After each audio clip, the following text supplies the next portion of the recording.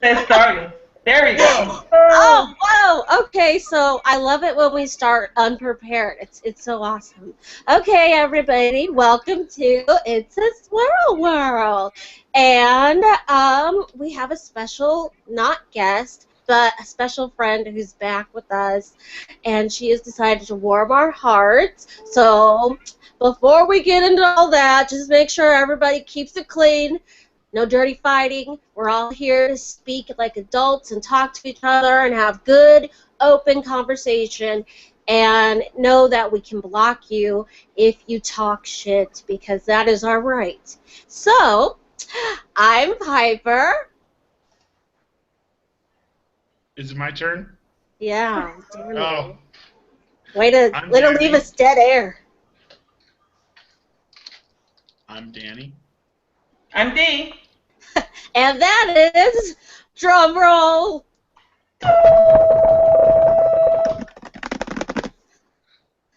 You gotta say something. You talking about me? Yes. Oh, I thought you were gonna do something. Yeah. So guys, I'm Mel, and I'm back, and it's such a pleasure to be here with these awesome people. It's been a little while since I've been here, and I'm just glad to be back. And so I'm ready to talk some swirl, because that's what we do. Guess who's back? Back again. Mel is back. Tell a friend. All right, so take it away, Mel. Yes, Dave McGrath says, just like the old days. Yeah. Hey, Dave. How are you this evening? I hope you brought your tea and crumpets. Oh my gosh. All right, guys. So Mel, what are we gonna talk about? Take it away. Take it away. Oh, I'm Take it away. Everybody's probably surprised to see you, so I tell them what's up. That's our version of not it. Take it away. Pass the buck fast. We had to say. Well, okay, so guys, today we're here to talk about breakups. Okay, I can assume we've all experienced them, right? Yeah. No, never. I've never been broken up. I'm still with my kindergarten boyfriend today. God bless him. They've been going for 20 years strong. I'm trying to do the math on 20 years strong in kindergarten. Because I've been out of school for 15 years, so. So, you've been out of school for 15 years? 16 now. 16 years? How the hell old are you, Danny? Okay, anyways. I'll talk to you about that later. So guys, we're all about the swirl, and we've been a lot about the YouTube swirl. And so in the wake of several of popular YouTube swirlers that are no longer together and have been very public about their breakups, we felt like this was a really appropriate topic. And we're hopeful that the sense of community that we always have and that we always bring together, that it'll initiate conversation. You guys share stories. This is a safe space, so feel free to share and cry and weep and hopefully laugh along the way too, as we talk about breakups. Yes. So we got some comments. We got a couple comments and questions, and one kind of stuck out, and it kind of grabbed Mel. And she was like, yeah, I think that we should talk about it. One of our viewers commented on our Google Plus page. And what that viewer, loved one, because we consider you guys loved ones, what did he or she say? Let me pull it up. She's like, why they broke up. Yeah, no, sorry, hold on. I quote.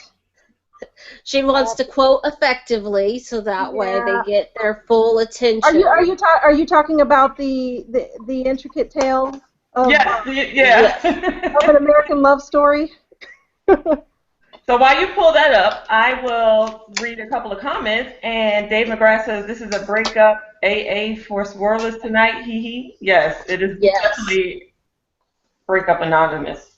It's when the swirl dies. She says, oh my God, Dave is smiling so hard. Don't crack your face, babe. So happy to see the original gang back together. We are happy. We are too. it's on our minds. We were really, sad, and now it's like a big reunion. Yeah. Because life happens. Yes, life gets in the way, and it really actually goes into our topic because Yes. life gets in the way, and unfortunately things happen, and you got to take a minute to collect yourself. So that's exactly what kind of happened. So now we're back together, and we couldn't be happier about it.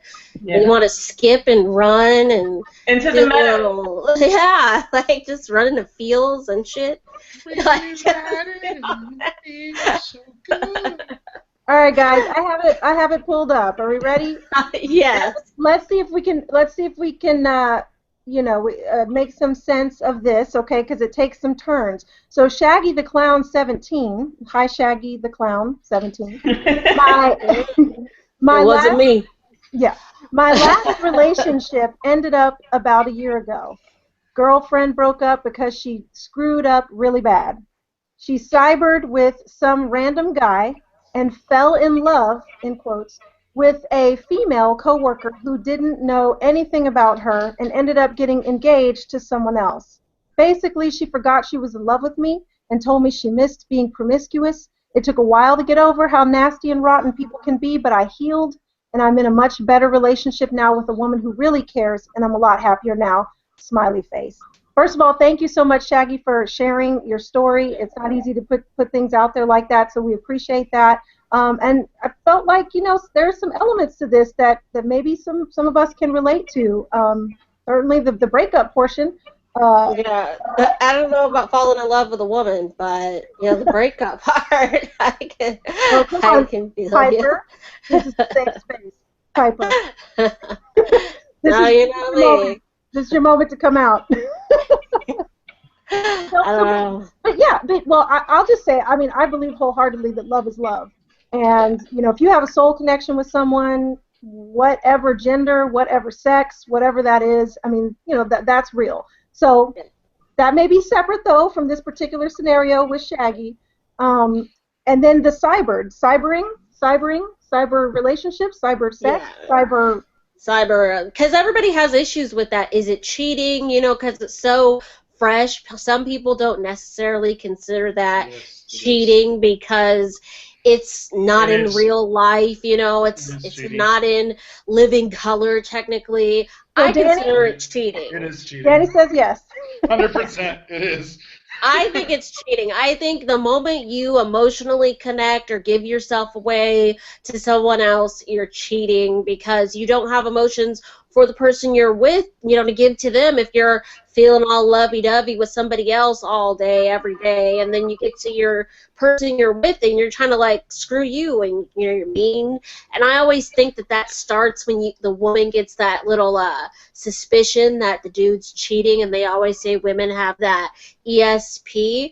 It's because the guy starts being really short and rude. Different. And it's because he's giving away all those emotions to somebody else. So it's hard to keep up that game on double the people or triple the people or everywhere when you're trying to live a double life. So then you start to be kind of an ass to the person you're with, and you're going to blame it on whatever. Work stress. Oh, my car is not working. Oh, my penis is too big or it's too small. So whatever it is. Danny, would you like to chime in? Oh, gosh. But that's what it is. I think that's what it amounts to. I think it's cheating, D. Oh, yeah, there's definitely cyber cheating, emotional cheating, and all that. But we're not really here to talk about that. We're talking about mostly the contributions to why this world dies. That could be one of them. Yeah. Absolutely. But could race play a factor in why this world died? Well, let's get to that comment about the race in general first, and then I'll tell my little story about race. We had another commenter who was just curious. Yes, and I don't have it up, or I would love to share. Well, she just said, I'm looking forward to the conversation because I'd like to know how much of a factor that played in, the demise of a relationship. Yeah. I have experienced in serious relationships that's not been a factor, but other ships that weren't serious, that was clearly a factor of why it never got serious, if that makes sense. Oh, yeah. Yeah. So I've experienced that piece of it, certainly. Danny? Yeah. I was actually reading the comments. Have you guys gone to them? Because I keep. Has race played a part in the demise of a relationship? In my relationships, no, not particularly, not anything serious. But I could see how it could. I could see how it could if somebody was so focused on like what their family thought of them, or we're really. I don't want to like say it this way, but if they weren't their own person and they were still letting their family kind of dictate their decisions in life, then yeah, I could see how race could be an issue in a relationship ending, in the sense of it's not following the plan that you and mommy and daddy set up.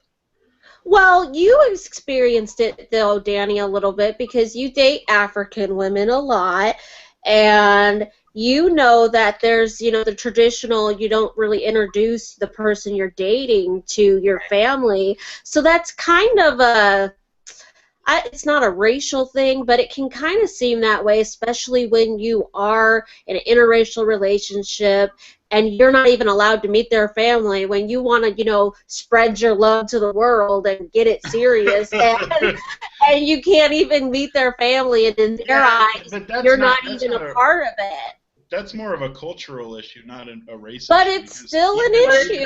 Exactly, because they're African and you're not, so we don't want to, pick bones about it. Right, it would be with an African. It would be the same. I mean, where it's cultural, it would be the same if it was an African guy dating an African. But we're talking about Danny, a white man with African. That's what we're talking about. Yes. Right, I know. I'm saying it's a cultural. Because you don't know how it would be if you were African, because you're not African. But what I'm saying is it's a cultural issue, not a race issue. It's not an issue because I'm a white guy. It's an issue because it's a cultural thing. But when you become Mutombo, you come back and let us know how that worked out. But in the meantime, you are Danny, you are white. I get that. I'm saying culturally, He's white? It's regardless. When you start, I had no idea, right? I was just surprised. Hey, Danny, when you start, knock.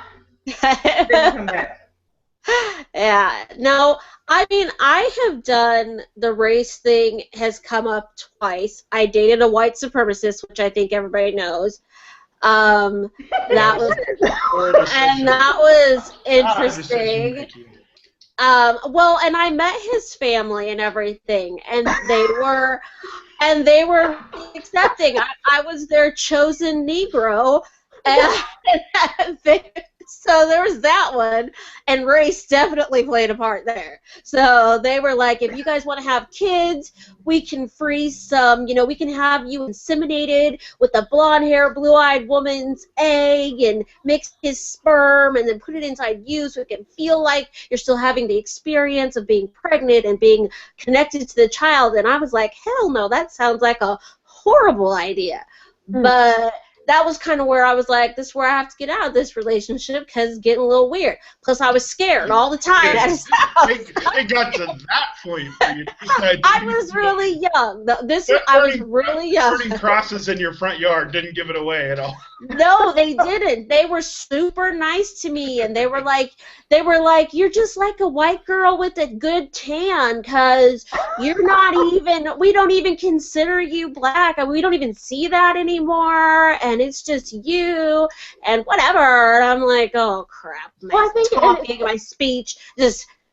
I don't think it's just about, the family too. I think, socially, I know we've had a lot of, viewers along, the years talk about particular regions that they live in, and that, they may be, one of a few swirl couples, and they get looks, they get stares, and then some people can't handle that.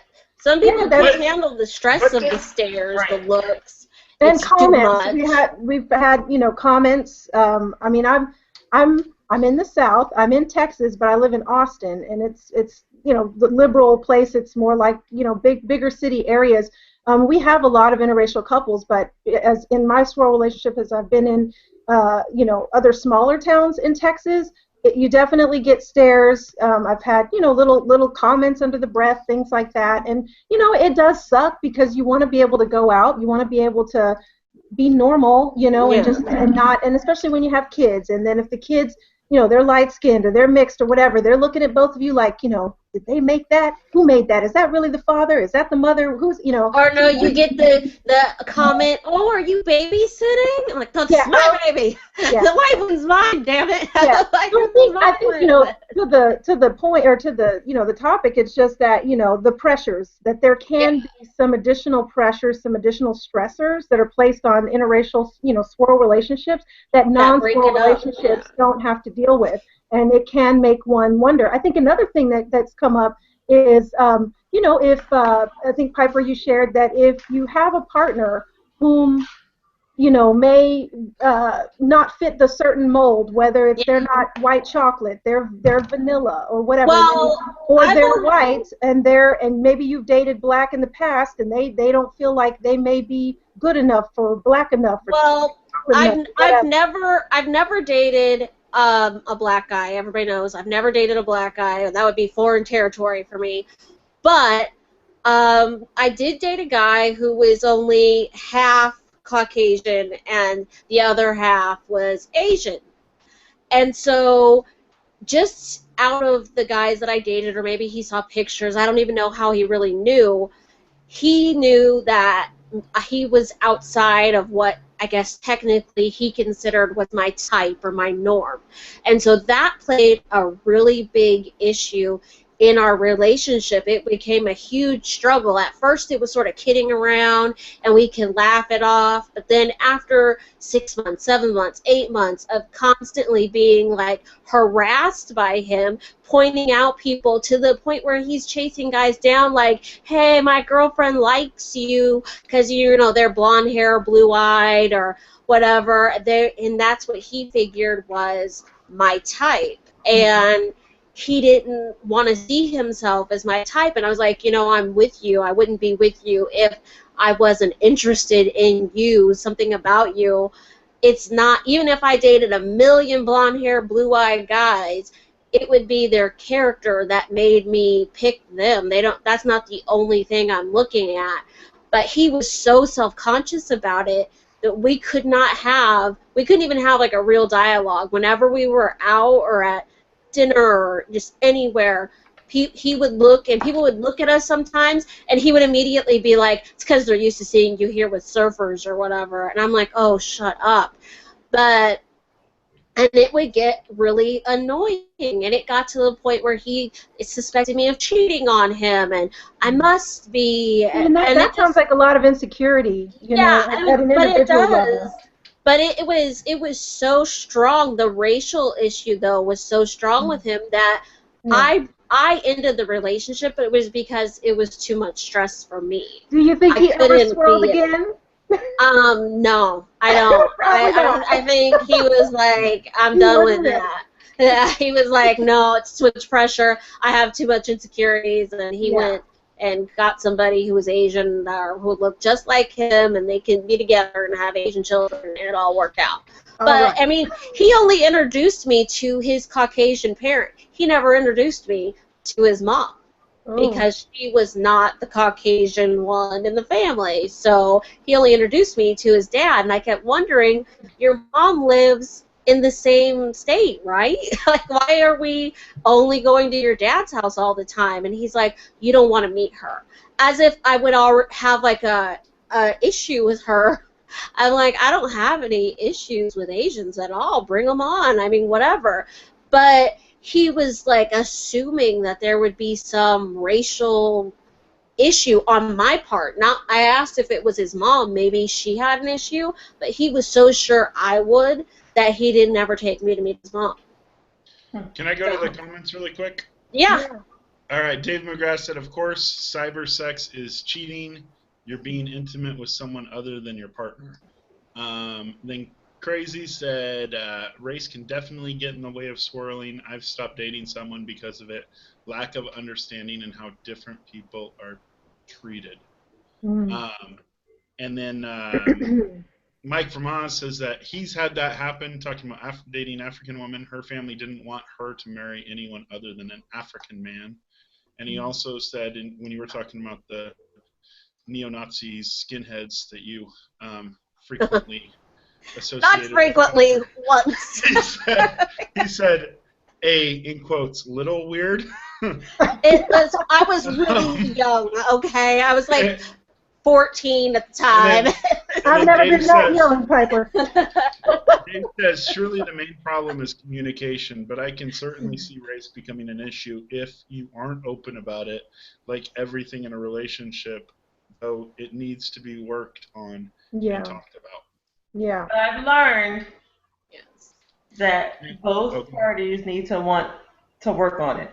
Well, and I think that's the part of it, is that sometimes some guys are fetishizing a black woman, and that's the only reason that they're in the relationship, or maybe it accidentally got serious and they were just trying to hit it out this whole relationship. So I think that that's probably really hard, and that contributes to why relationships end, because they were just trying to see if they liked it. It wasn't really something they were invested in. They maybe thought the girl was pretty, and this is the first time they've seen a pretty black girl, so they're going to go ahead and try it and see if they can get some, because black girls are all freaks in the sheets. So they go and get some, and then they get stuck. We have an episode where we talk about how to spot that, so we can avoid that. So, but it happens. It does play a part, though, in the racial issue as far as why the relationship, the swirl, dies. And the girl may not know that that was what it was. She might be thinking that that was, a genuine relationship, especially if she wants it and isn't seeing the sign. Well, what about when it's real deal relationship, marriage, what have you, and there are children involved? Sucks. Yeah. Yeah. I considered that. Sucks balls. Oh, it's a horrible. Anybody else want to talk for a minute? I feel like I'm just taking the show. I have experience with it. As many people know, I only ever swirled, so obviously my offspring are swirly to the point of no return. And they are, it's really hard because you never know who that other person's going to get together with, and are they as accepting. And I actually had a situation where my ex got together with a girl who was like, I don't accept interracial children or the relationship. It invalidates it. She didn't want to be a part of it, and so there was a choice to be made. Either he had to give up being a part of his child's life or give up this girl, and he chose the kid. The kid had to go. So he decided to pick the woman, and that leaves a child who's very confused because they don't know, that kid was old enough to be like, is it me? Right. And heard whisperings of it being her. So that's even harder when you have that going on and you have a child in the mix. And you just don't know how that your child's going to be received. Together you have this child who already gets, look, I've been accused of being the babysitter, the nanny, the everything except for the mom. I've never been said to be the mom of any child I have. They're like, nope, you couldn't be. No, sorry, doesn't happen. But well, I'm like, I'm sorry, this is my kid. Don't steal my baby in the hospital. I'm like, the white one's mine. Give it to me. It's hard. I think it gets really, really hard, and you worry about it as a mother, and that's kind of taboo because I don't like to say anything, and I haven't liked to say anything, but that is a question, especially going into other relationships. It's harder than just telling someone, oh, I have a kid. It's like, oh, so it's your first time dating a black girl? Well, let me let you know.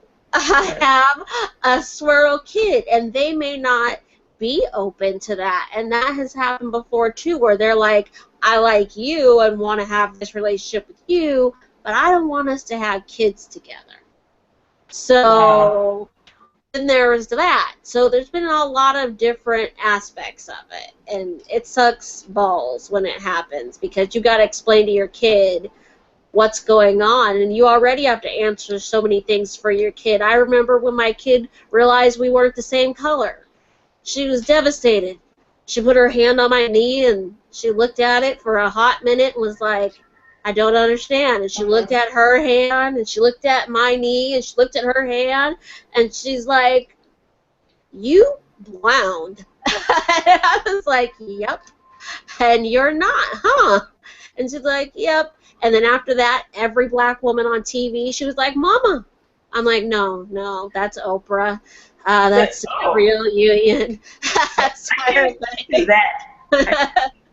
But she didn't readily identify it. And then after we talked about it and it became like very open dialogue, I was like, yep, we're not the same color, but I still love you. And she's like, well, I still love you. I'm like, does it matter to you? She's like, nope. I'm like, doesn't matter to me either. And that was literally the most innocent conversation about race we ever had, and she's never been racially inclined one way or the other. I've always let her be everything that she is, and accepting of it and everybody else, and be proud of it, and tell people, oh no, I'm German, and they're like, whoa, wait a second, hold on.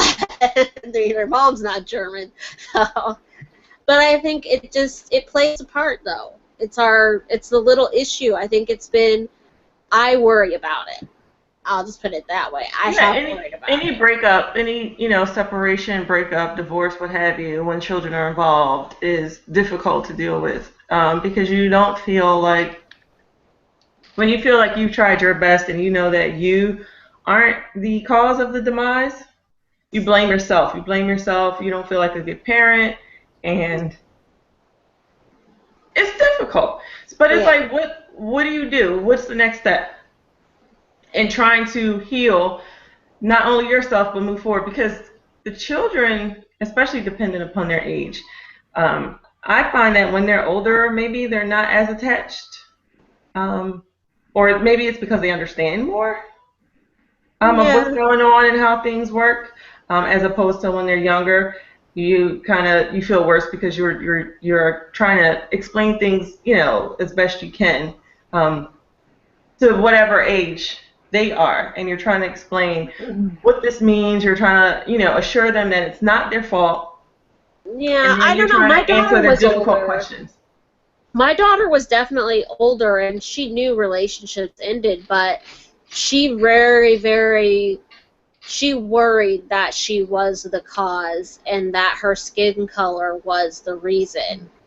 And even though she wasn't a different color than her and her dad are the same complexion, but it was just who her mom was. And I had to sit her down and have a talk with her, and I just told her straightforward, I was like, you know what? It's not you, it's me.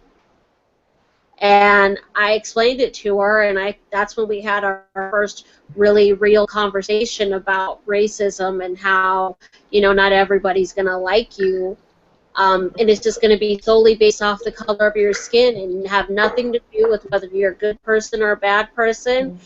And we had a really honest, full conversation, really long, conversation about it because she had a lot of questions. And we just got into it. But I told her honestly, I was like, it's me.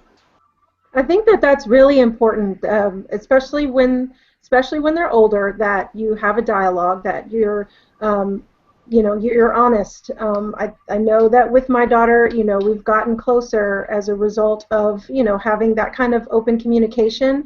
It's not about telling them all your business and telling them the grown folks aspect of it, but they're not stupid, and so giving them that respect and allowing that space for for them to ask questions and for them to get honest answers. And sometimes you may not have all the answers, and just being honest about that, because they're going to have to navigate this world. They're going to have to navigate relationships. And so how are we preparing, our kids for what those realities might be? And though we may want to be perfect and everything just play out perfectly, I just think our world today just has a lot of challenges, and there are a lot of temptation. There are a lot of competing priorities, for families and for couples these days, and it can be very, very hard, very, very challenging to maintain relationships. It's not the same world that it used to be. So I think that our kids need to, have some awareness. They not think that everything's perfect all the time, and how can they, when you fall, how do you get back up? And you got to be able to show them that and model that for them. Yeah. But it's like at some point you're just tired of falling, and you're like, you know what, I'm just tired of falling. Right. But that allows a human moment, and I also think it allows for your son, your daughter, your children to look at mom and say, or look at dad and say, you know what, they're a person. Yeah, they're a person, they're strong, But what about when you have a kid that tells you that they know that their dad's never going to get married? That they're never going to get married? Mm-hmm. That their dad... A teenager tells you that he knows that his dad is going to be old and doing the same thing that he's doing now. He's never going to get married.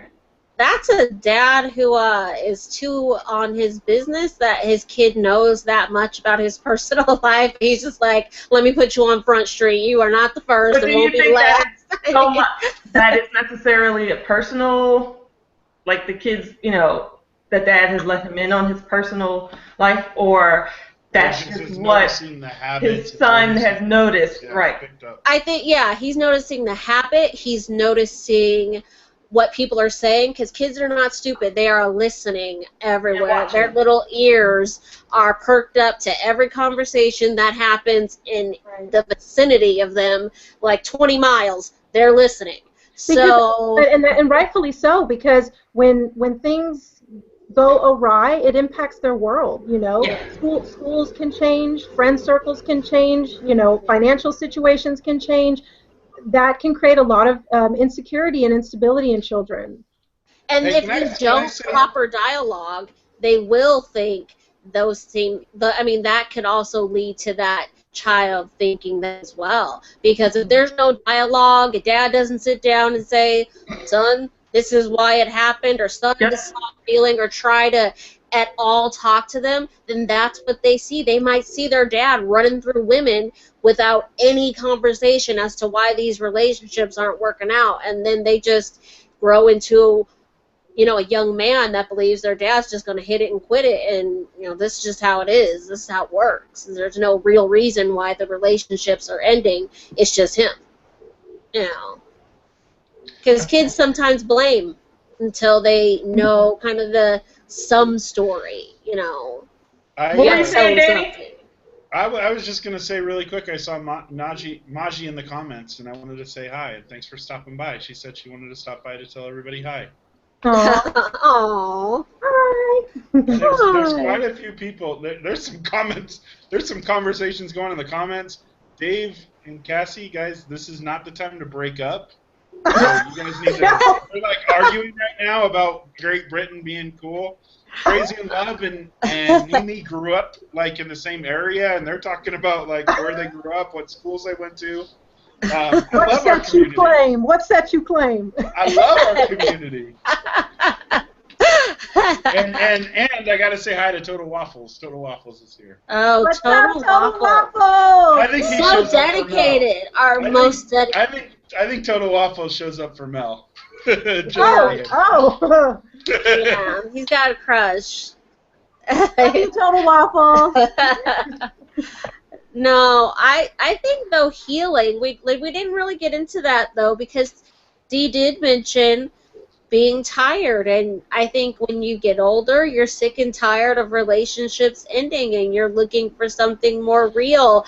And we live in this great stage of YOLO, do you, where that wasn't what it was when we were younger. People like got together and kind of stayed together, and now this day and age, it's kind of like, do you pimping, keep it moving. Yeah, there's And always If I something can go better. back to some Yeah. something we were talking about just a second ago. We were talking about tired of failing, and we keep, and we kids see this cycle of failure.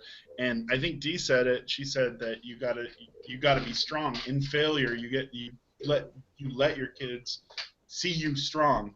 And I think that's an important thing, is that when you do face failure in life, that you fail forward, that you fail moving forward and appropriately, and you don't let what's behind you, what's pulling you down, pull you back down to that level, but you're moving forward as you're falling. Because there's a great quote that I live by, that says and it's like a military quote, but it says along the lines of, I can't quote it exactly right now, of course, because every time I want to quote them exactly, I can't. But it's that the officer that never fails at his job takes orders from the one who has.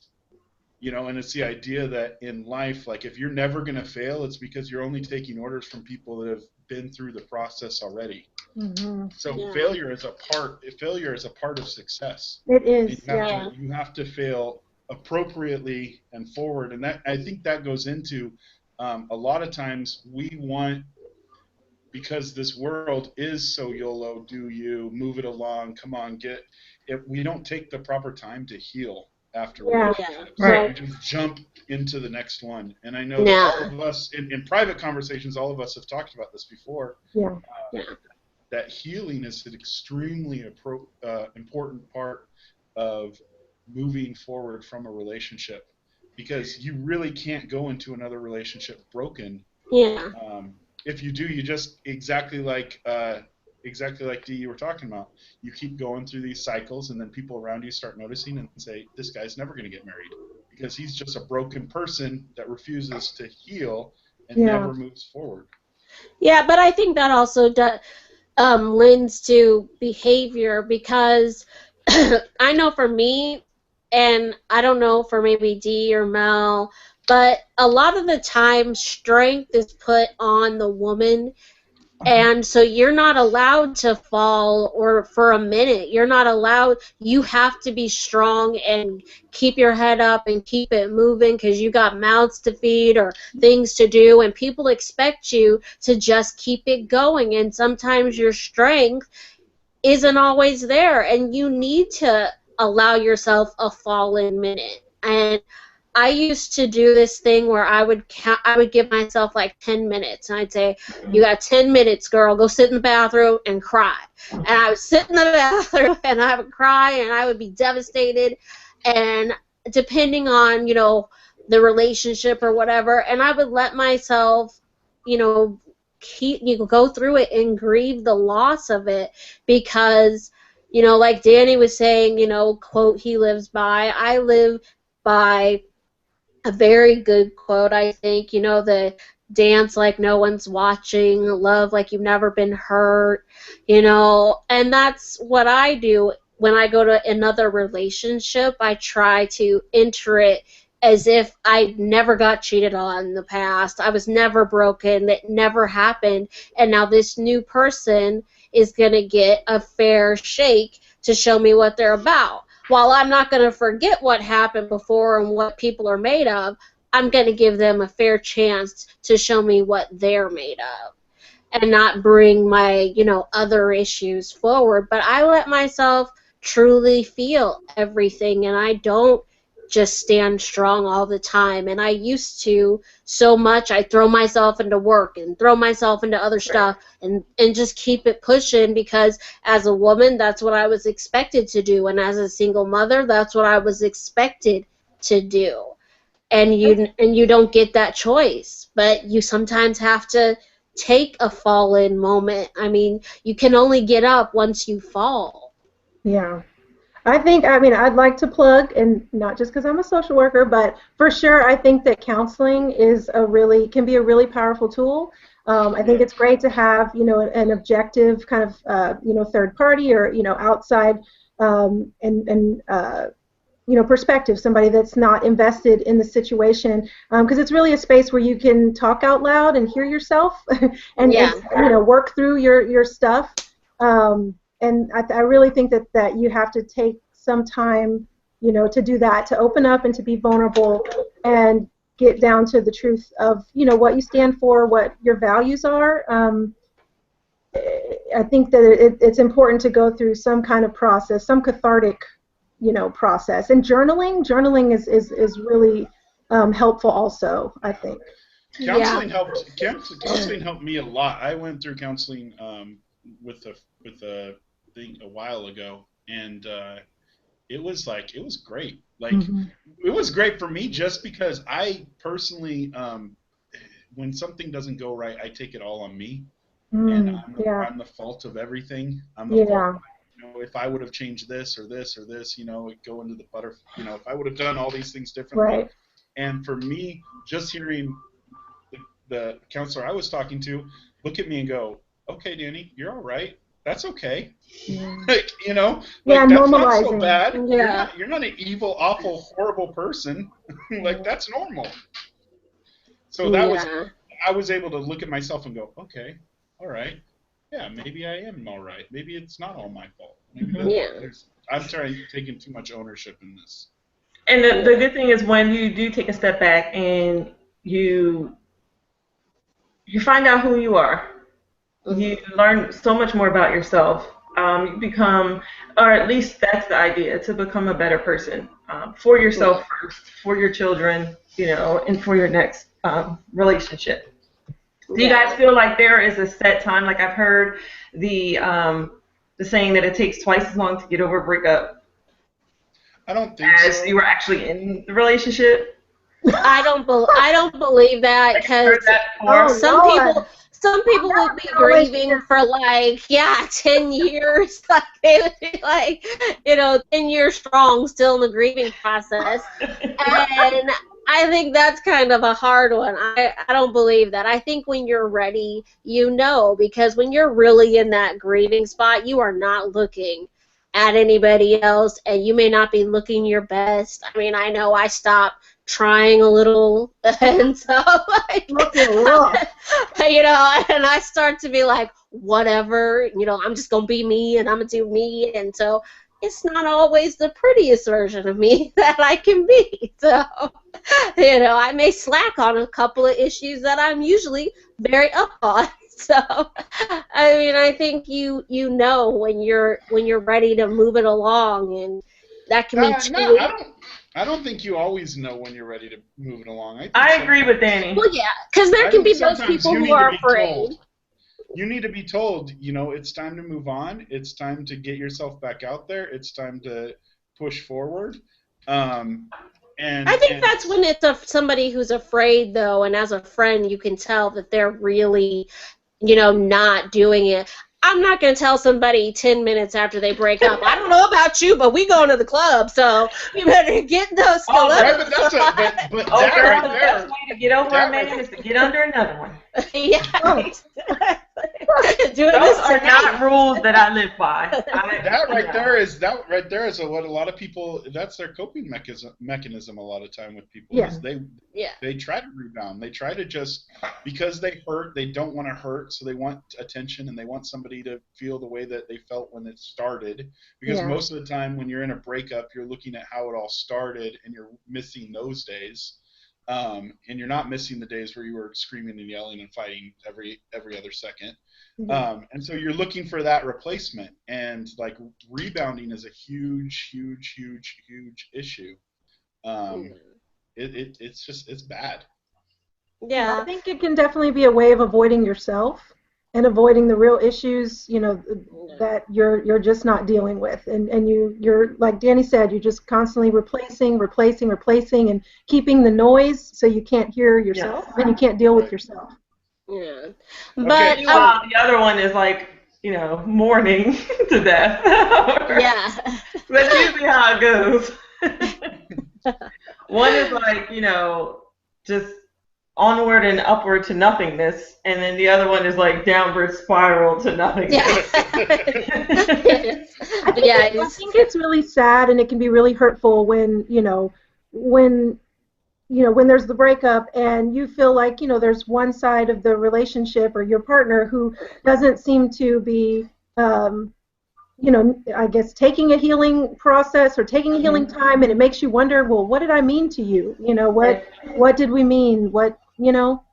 If you're not in some way hurt or affected by this, it can feel that way or seem that way. Well, I'll take it a step further. Because we've all first time swirled before. No matter if we only ever have swirled like me, but there was a first time, my first boyfriends and first things, and this is, what happens when the swirl dies. And I think Crazy in Love kind of mentioned it a little bit about the cultural issues.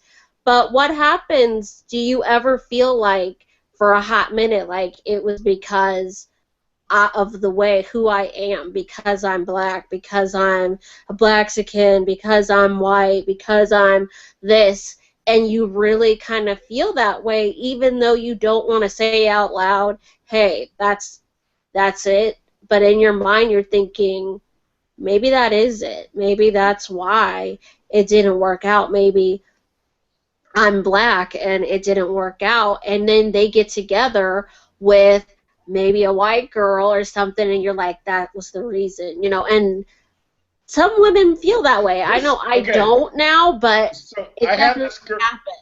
I had this girlfriend once that she was like, she's like, man, if we ever break up, I know it. You're gonna marry an Asian woman. She would tell me that. She would tell me that. She's like, if we break up, that's what white guys do. They date us black women, and then they wind up marrying Asian women. Like, we're just like your kind of process through to get you to Asian women. The funniest part about it is we broke up. She married an Asian guy. Oh, hey. Maybe you were her process. Yeah, so like you were her process to an Asian. Right. You know what the worst part of breaking up though is? Like, the absolute worst part is not the fact that you're not with that person anymore, because you can rationalize in your head, like, okay, that's not a good person and I'm going to move forward. Or that they are a good person, but we're not a right fit. You can rationalize that in your head. I think one of the worst parts is that process that you go through when you realize that the dreams and the plans and the ideas that you put together are not going to happen. Yeah. That's the biggest, the toughest part, and especially if you have kids that are involved, because those plans included these little individuals too. Right. Yeah. So, I mean, if you have to look at that and be like, oh no, because you do. It's sad because you think about all the things you talked about late at night or whenever and in private moments, and then it's like, what now? Right.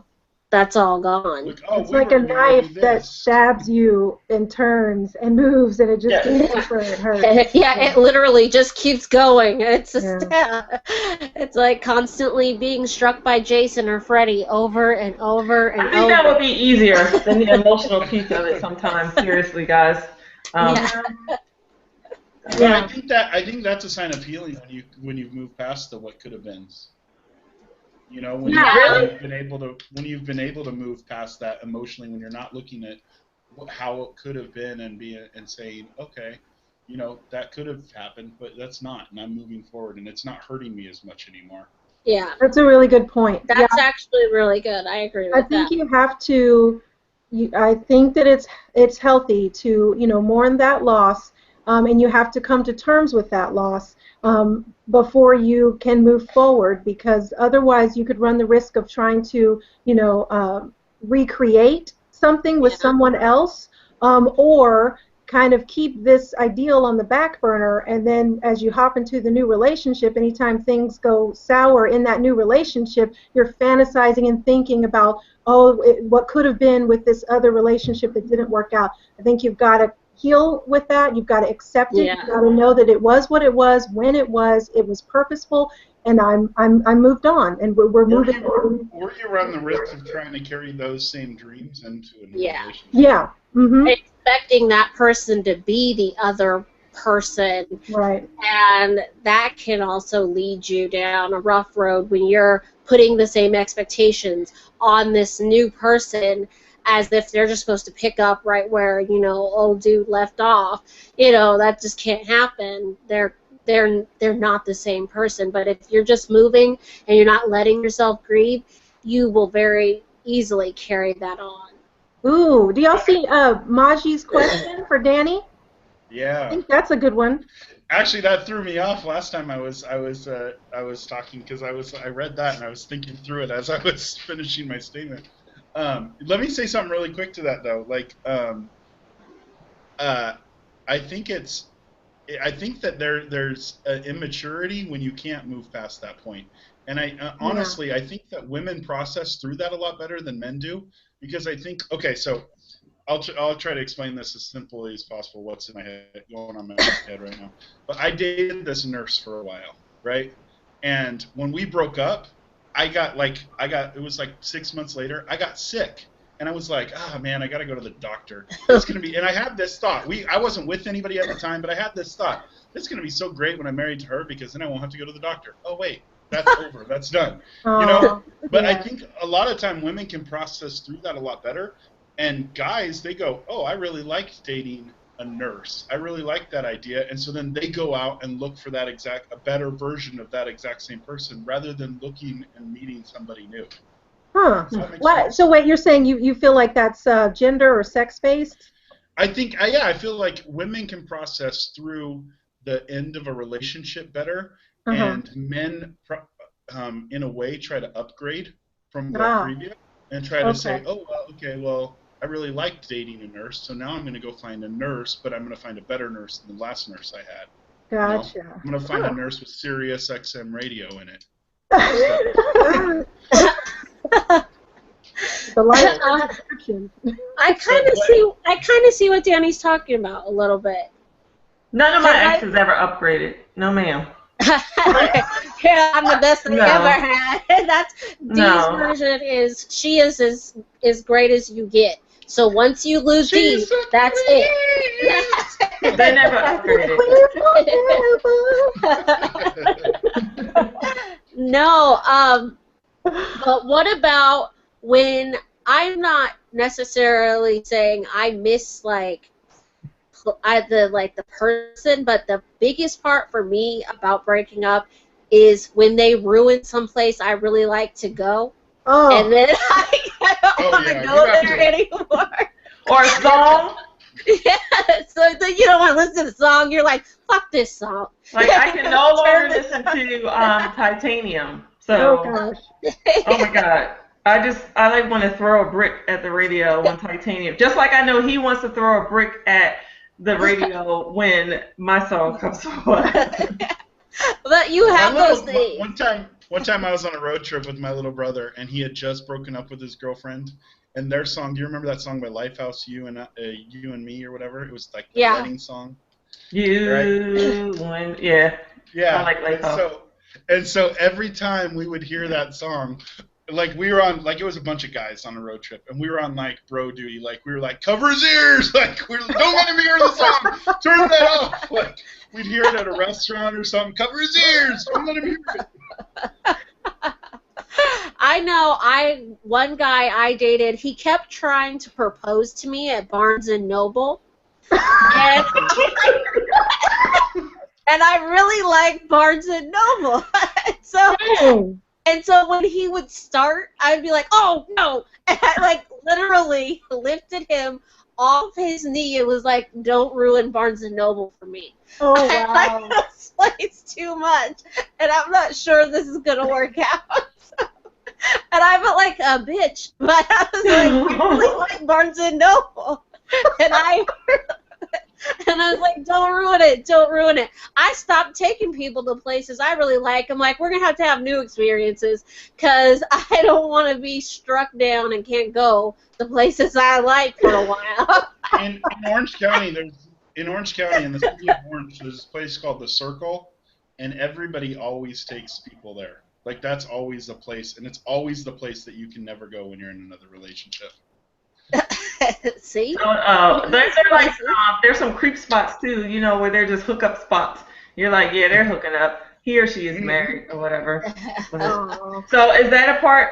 I guess that kind of leads into, well, we can go to the comments really quick. We have what she looks like a new viewer or New Jersey Princess O, and J Princess O. She says hi. Hello. And then we just got some comments from the guys. So Dave said, very well said, Danny. You nailed it, Mel. Ha ha ha. Yeah, D. Tell the truth. We're in the same boat. Doesn't get better than me. No, ma'am. Like, there's no upgrade. Mm-mm. Especially not when the whole ride you were like, you upgraded me.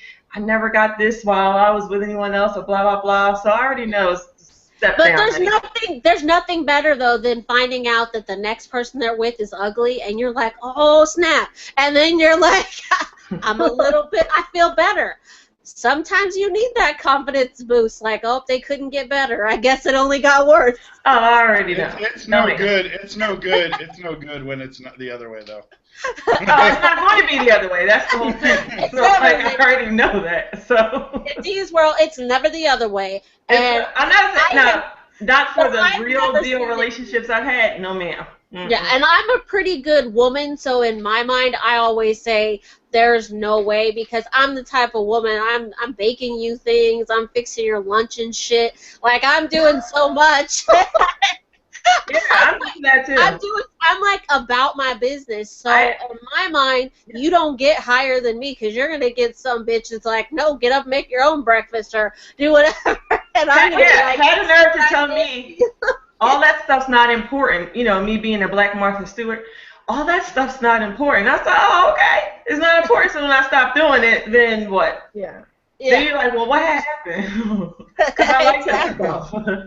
Well, see, what's coming to mind for me now, and it's making me have an epiphany, is that I don't even care. In my scenario, I don't even care what the next chick. I'm like, goodbye, get somebody else. And in my first scenario, no, that's exactly how I felt in the first scenario. Bye. You're like, bye. But I think that's when you're ready to leave the relationship, because when you're the one still in love, it's really hard to wish somebody well. You're like, I wish you would go to hell. Right. But when you are done, you're like, oh, please leave me. You're like hoping they break up. You're trying to figure out how you can end this slowly, because it takes a minute. You're like, okay, so how am I going to end this? Where are we going to go? It takes me a week to finish the relationship. I'm like, wait a second, I gotta start closing shop. So I'm getting shit from their house, like, okay, you know, like when I start taking my shit, I tell guys straight up, if I stop fighting with you, that means the relationship's over. When I stop caring what you do and you start doing you, and I'm like, whatever, pimpin', deuces, that means I'm completely done with this. You might as well just call it what it is, because I'm out. Because I'm not going to fight for you if you're not fighting for us, so I'm done. So can you be friends? No. Well, in unison. I would like to say that I think not if we weren't friends before. When children are involved, I think you kind of have to look at that a little differently. And maybe you're not going over, to the house, hanging out. That's not called friends. Because you drop your kids off with the babysitter doesn't make you a friend. Exactly. I'm like, I'm at the daycare, amicable. It's just business. I'm amicable. I'm like, hi, how are you? You're not dead yet? Good. I'm not dead yet either. It's kind of like that, but it's Real not life, a friendship. friends. Yeah, that we're not friends. I would not ever include them in a friendship. You can't be friends, at least not right away. That means both of you have to be completely over it, through it, and most of the time it's one or the other. So no, in real life, especially when there are kids involved or whatever, no, you can't be friends. You can be civil, but you have to keep it real and be civil to exchange your kids and stuff. And obviously, you're not going to be having shootouts and stuff. So you got to learn to keep it going as an adult. You kind of learn how to deal with somebody and be in their space without feeling that same hurt. But I don't really think you can genuinely be friends, because then you start having breakup sex, And I'll be the first one to admit that has happened. Friends. Exactly. That's why we can't be friends, because we fall into old habits and stuff. And so we cannot be friends, and that does play a part in what Dee was saying. Like, not right off the bat you can't be, because you still have some of that stuff, that residual stuff there sometimes. And even though you think it's gone, it sometimes pops back up when you least expect it. Right. But when I'm out of a relationship... Maybe a two relationship quota. Like, you have to be in at least 2 more relationships before you can be friends. Not me. I feel like, especially at our age, in our 30s, like, no. Like, we're broken up for a reason. Who needs time? Yeah. I'll just say, I have a friendly relationship with my daughter's father. I'll just say that. But y'all ain't friends. But would you invite him? What are we defining as friends? Yeah, I mean, you're gonna go out and kick it. You invite him. Right. Watch you're like, let's go. Watch a scandal. Didn't you have brunch with your homegirls the other day? Right. You're not supposed to go to brunch with girls. Yeah, you guys. Girls. Yeah. But do you ever feel like going to the Waffle House? I guess my point is just that. I didn't even hear that. My point, I guess, is I guess I'm just defending the fact that it doesn't have to be all about drama or negativity. I think, like, with my daughter's father, it was a high school sweetheart scenario, and we just realized that, we're just not meant for each other. I respect you. I care about you. And so we're able to still be in good space together. And so I guess I just didn't want it to be just like, you're crappy. Yeah. I want crap going on. And I think that's maturity, though. I mean, if you're older and mature, you wish them well. Of course, you're not like, even though you maybe like go to hell for a hot minute, when you're truly over it and you've gotten past that, you're like, I wish them well, I'm moving on. But still, I can't be like friends with them. We're not friends. We didn't like each other. I mean, I'll be honest. If we break up, I just probably don't like you as a person. I'm tired of you. You did something that really pissed me off. I'm too old for this shit. Like, there's just so much stuff going on that I'm not your friend. Like, if I see you, we'll be like, hey, what's up? How you doing? It's been real. We don't have kids together. I am not going to see you again. I lose my number. I lost yours. You can call me, but I'm not going to ever realize it's your number. I had an ex who used to stalk me and be like, we're friends. I'm like, we are not friends. We are not friends. Okay, well, I always tell everybody that. Friends to the question then. So do you delete them from your social networks, your Facebook, your Tumblr, your Twitter? I block them, delete them. No, done. They're blocked. They can't be alongside your other 5,000 friends? No. Nope, they sure can. I don't want to hear about their good time, and I don't want them to hear about mine. There you go. It's over. So, Danny. Yeah. Maji wants you to answer the question about dating as a Christian. I'm not exactly sure what she means. So let me just, while you think about your answer, the biggest hoes were on ChristianMingle.com. So all I'm saying is... Calling out the hoes. Calling out the hoes. Okay, so if you're looking for that, don't go there. Christian Mingle. Now, if you're looking for hoes, go to Christian Mingle. Yeah. And I will never ever forget, this guy told me, he said, I go to church to find the hoes. I was like, oh my God. Okay. All right. Serious? Yeah, the biggest freaks. Like the minister's daughter, yeah. Yeah, he was like, exactly. That's why I go. I'm like, oh my God. But, okay, aside from the church piece, because that's just the house of the Lord, but you have the Lord within you, so how do you date as a Christian? Too.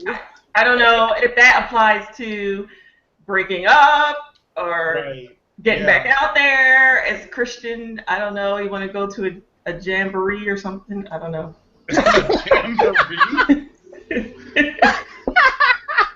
A Holy Ghost weenie roast? Wow. Hallelujah. Wait, what's it called at Halloween that you're not supposed to? You're supposed to do? You go to you dress up. The fall festival. Yeah. No. Where you dress up like biblicals. Yeah, and you go to the church and like that's what I used to have to do when I was younger. Hallelujah night or something like that. Yeah, I never got to go to trick or treat. Praise. How did you approach the church? How did you approach? Because you know what? That's actually a good question, and there is a couple that we want to talk about where you could kind of see. Where you could one of the couples that broke up, and by no means are we, like not making hating. fun of them, or we're just, pointing out the obvious. They've made it public to their viewers, and so, we compiled a very short list of just those who you may or may not know who have broken up, and how faith, if you, I guess at some point, or I guess if you want to take it there, they weren't equally yoked, and they've broken up. Whether it was spiritually, financially, maturity-wise, they weren't equally yoked. And so it led to the Swirl love dying. And so there is a couple, or was a couple, who were very rooted in faith. And the young lady, in her video where she said, hey, we're getting a divorce, she said that she actually asked God, why didn't you save my marriage? Right. So, and then Piper made an observation, and she said, would you say that you felt that he wasn't as rooted as she was? Yeah, I just didn't. I kind of felt him being, she would start the talking about her faith, and he wouldn't necessarily be so apt. Yeah, he wasn't so apt to really start. He seemed to be following, being pulled into the conversation rather than, even taking the lead any other the times, or making it a point to really kind of stress where he was with his faith. And in my mind, I just saw that she was a lot stronger in faith. And even in her summation of the whole relationship, she was still very much, faith-based and in that space, because how many dudes in these couples on YouTube do you see come on and talk about the end of their relationships? Right. They don't. It always seems to be the girl who gets on there, and she's got to be, but I've seen a lot of them be kind of, they find their faith, and it's kind of like the guy is just not there, because I don't think he was there. I definitely saw he wasn't there, and I kind of felt it before it happened. So when it happened, I wasn't necessarily surprised, but I was like, dang, that sucks, because I know that heartache and what it's like to have a relationship end, obviously. Right. But I could see it. Well, I feel like what we've seen, and some of the YouTubers have been open about this, and maybe others I just have felt it, is that, people use YouTube as an outlet, and, have communicated that they were using YouTube as an outlet, during times that were difficult, and that, times of discord in their relationship, being able to, go out there and connect with, the world, connect with the community, and all of that gave them a sense of, purpose, sense of connection during times that were hard. So I think then as they drag their partners, into this YouTube channel that's, all about the Swirl, and they want to, maybe, I don't know, in some cases make it big, like a Gabe and Babe scenario, and it just doesn't work out, the motives, I think, you can definitely tell when the partner, whether it's male or female, is truly engaged and, desires to be a part of the YouTube experience. So I feel like sometimes it's some of that, and then you just kind of wait and see, do they, is there going to be a breakup video sometime in the future? Are they just going to disappear as a channel? What's going to happen here? Oh yeah, it's famous for disappearing at channels. Yeah. Well, yeah, I was cleaning up our playlist the other day from like Swirlers we love and all that, and it's like, dang, there's like 6 videos that are now gone, which means that they're done. Because it's life. Yeah. And you don't want to be seeing their face. That's the worst, is if you record all this Then you have all that. Then you're like, damn, I gotta watch all these. Well, good I find it interesting. I'm always curious whenever there's the couple that announces the breakup, you kind of scroll back and see, did they keep those previous videos that were with that partner, or did they decide to delete them or keep them or private or whatever? And I feel like I've found more often that a lot of times they keep these videos, and so it just kind of makes me wonder I've what seen that's about. some people take them down for a while, and then they unprivate them. So they did something where they just took them away for a little while, but then probably as they healed, they put them back up. Yeah. And so they just let them be there, the But I wouldn't do that. I wouldn't do that at all. If I was healed from someone, I'm not gonna put that back out in the public. Yeah, I probably would take it down just because I do want to be true to my new relationship. I don't want to be like, this was me and my ex. It's a replay. Especially if I'm going on a Christian mingle, I don't want girls looking at my YouTube page. There you go. All your hosts. So Maja says, so I'll clarify, how do you approach dating as a single Christian? Do you look to build on a friendship first, or do you base it off an attraction at first sight?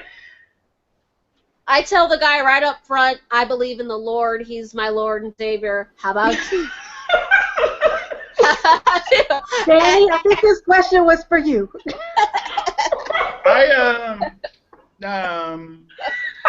think friendship.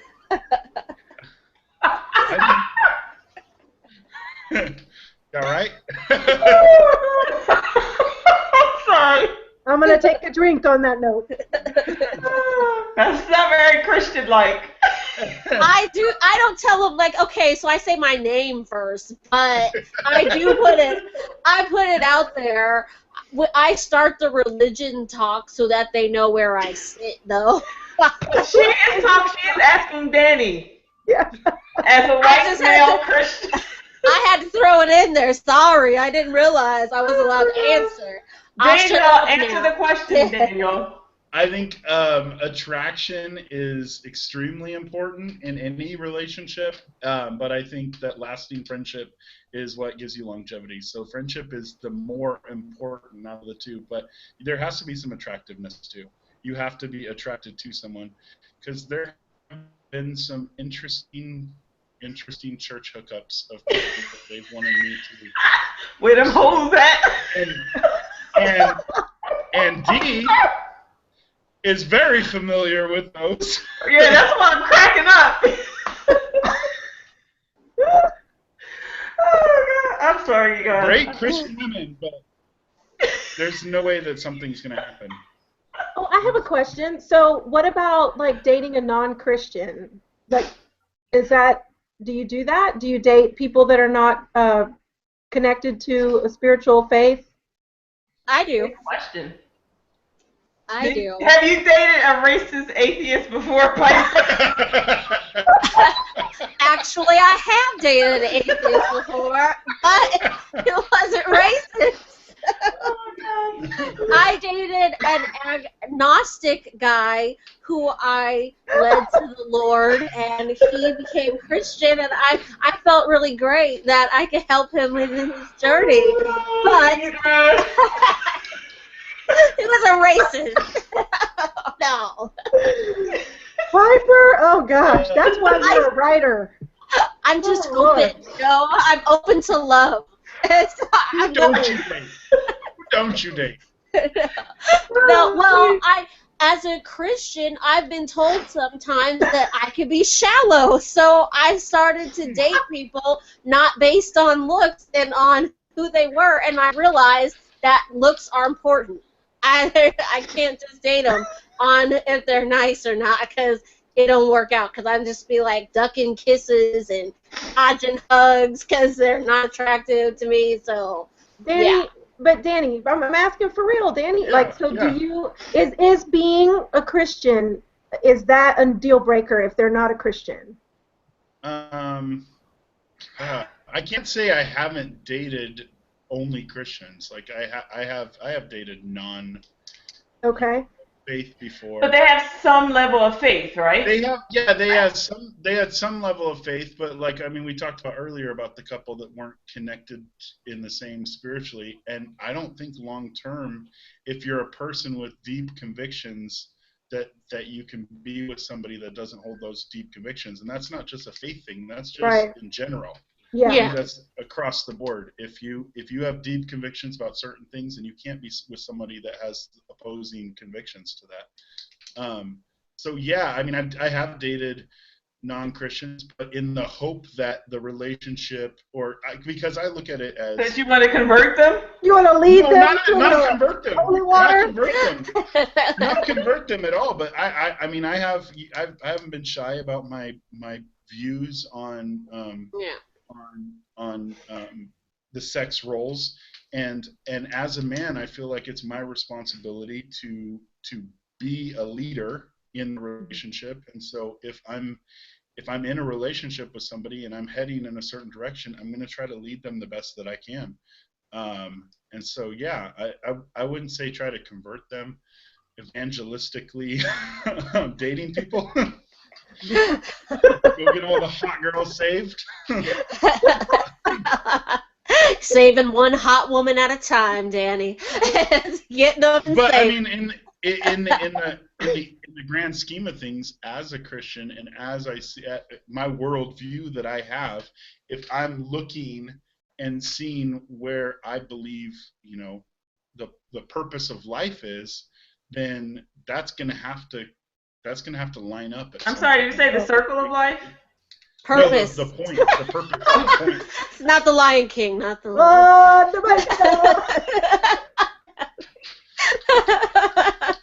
I also don't date blue butt monkeys. Oh, that's good. Me either. Step into the light, Carolyn. So, Okay. but yeah, the purpose. Who you calling a monkey? I don't get it. We really hope that I'm sorry, I'm just like awful tonight. I hope Danny answered your question. Seriously, I hope. Well, that, let me just say, that was like, for real, on the real, my parents are probably the couple I can see that are the middle of each other. And out of every couple that I've ever seen the most in love, and it's not at all a lovey-dovey type of love. It's a best friend of. It's like it's where my dad, when he's away from my mom, is not doing well because he's away from his best friend. And so I think that in time you try to develop that relationship with somebody, and that's really when success happens in relationships, is when you have that closeness. Now, how do you know that how do you differentiate closeness between codependency? When you're like devastated and in bed for 3 days, if they're gone, versus still being able to live your life. I mean, just you miss them, but you're still able to get up and wash your ass. I mean, there's still difference. Yeah. That's different. I think Codependency is different. I think codependency is like a need to be appreciated and be with someone. Yeah, and like needing to be in relationships. You see people who bounce from relationships because they are codependent on someone else. Right. And so the difference between dependency and friendship, that line, I think, is really where it's your desire to be with that person. Where it's not you have to be with that person, but you want to be with that person. Like I love all three of my younger brothers. Actually, all five of my younger brothers are married, but three of my biological younger brothers are all married, and they all are in like. I know that their relationships are going to last because they have that same friendship with their wives. That it's not about that they have to be with their wives, but they want to be with their wives. They love doing life with their women. And so I think that's an important thing, and I think that is a selfless thing, is when we start to value the other person over ourselves. And that's where real love comes in. Mike from Oz says, I don't think I've ever been so heartbroken that I wasn't able to wash my own butt. You know Well, there you're are right, never had people. your heart broken. Exactly, because you know there are people who are like in bed for a couple days. Showering becomes the least important thing in their life. I have had friends where I come over to their house and the smell is real. And I know that they are not in a good, healthy place. So like, let me help you through this. I think this is the time where I help you up because you have fallen clearly and let everything go. That sounds So let like me some help home you. health care. They need to be shoveling some benefits my way for that. Well, you know, because you have that devastation, especially younger couples, and that's why I do not watch younger couples on YouTube. I don't. I don't. But I told you guys this a long time ago when you guys wanted to feature. Remember? You guys Yes. wanted to feature Yes. Grace Jones and Dolph Lundgren. I told y'all not to feature. Because they were too young, and Oh gosh. they did end. They're great dancers. But look, you can be old and end. Yes. So, you know. And everybody can end, but when you're Yes. looking at younger relationships, and I'm talking about like high schoolers and stuff, and just really a lot younger, 19, even sometimes 20, when they're just experiencing their first serious relationship and their first swirl, and they're all about it, and he's like, I love your dark skin, and she's like, I love my white chocolate or sexual vanilla or whatever, and you just kind of tell that, it's that first love kind of blindness, and so that may develop into a real lasting relationship, but most times, let's be realistic, how many of us are still with our first loves? Right.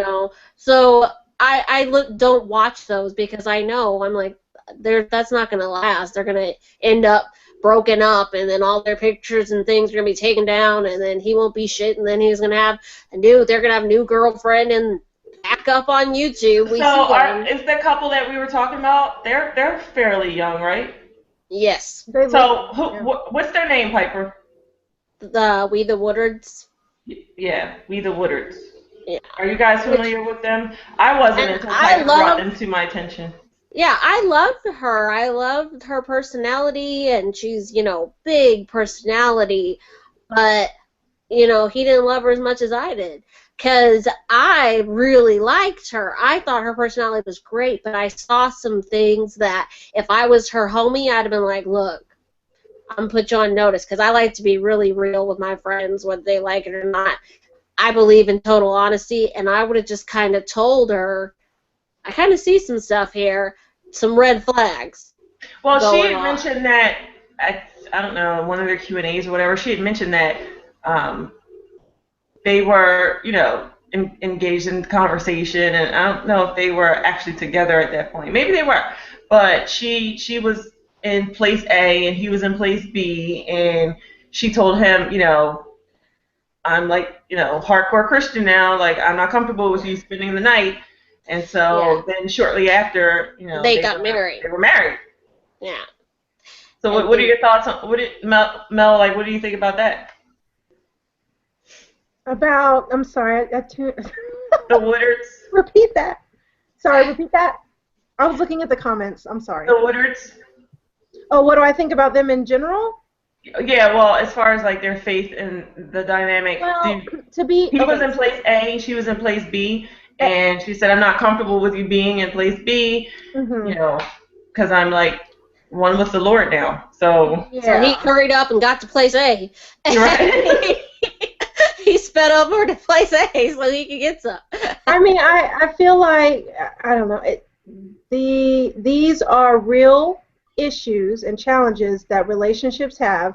They chose to put their stuff out there in a public forum, and so but otherwise, yeah, I mean, they're, like you said, they're young, and as you're finding yourself, and kind of exploring life, and even that happens, as you develop and you get older, either your relationship is going to sustain those changes or it won't, depending on where the foundation was laid, for your relationship and your communication and your desire for the other to be well and to do well and to be fulfilled in life, even if that's kind of with a separate purpose or path or, spiritual affiliation, if they weren't connected at that level. Yeah. I agree with that. I think but that's also communication. I mean, that comes down to like the bare bones foundation of any relationship. Because if you're communicating, then okay, we aren't in the same spot, but that's okay, rather than kind of giving that person an ultimatum to where they feel like, because some guys will do what they have to do to hit it, and when you're younger, that happens a lot. And I'll be honest, even older guys, I mean, I've met a lot of dudes who are just in it to hit it, and I'm very honest up front. I'm like, look, you're not getting any nipples, nothing. We are not hitting it. This is nothing. Like, don't expect a lot, because this is not where it's going. If you want this, you gotta earn all this, because this is freaky. So you gotta earn this. So I'm a good woman. So I'm like, but I think that's conversation, that's communication, and if you're not communicating and you're instead kind of giving ultimatums, and you might have a person who takes that ultimatum and doesn't really believe or feel what you feel, they just are looking for a quick fix, and they're not on the same page. It's always a quick fix. I think sometimes it's just they want to be. They're just going along with it. Yeah. Yes. They're just going along with it because they don't know. They don't know who they are. I think honestly, truthfully, like in all reality, people get into relationships way too quick in life, and it becomes this like have to be in a relationship before people even really know who they are. They're in a relationship. They haven't figured out what they believe in life, what their center is. So if you're 30 plus, is that applicable? If you're 30 plus, and you still don't know, if you're 32, 3, 4, 5, up. I think that has to be one of the very first conversations. What do you believe? What are you passionate about? What's at the center of who you are? What makes you? So what if you are having those conversations and the other person is saying, hey, this is what I want, and yeah, I've never wanted it before with anyone else, and you go through the whole spiel, and and then it's like, that's a red flag. I thought I wanted this, but I don't want this.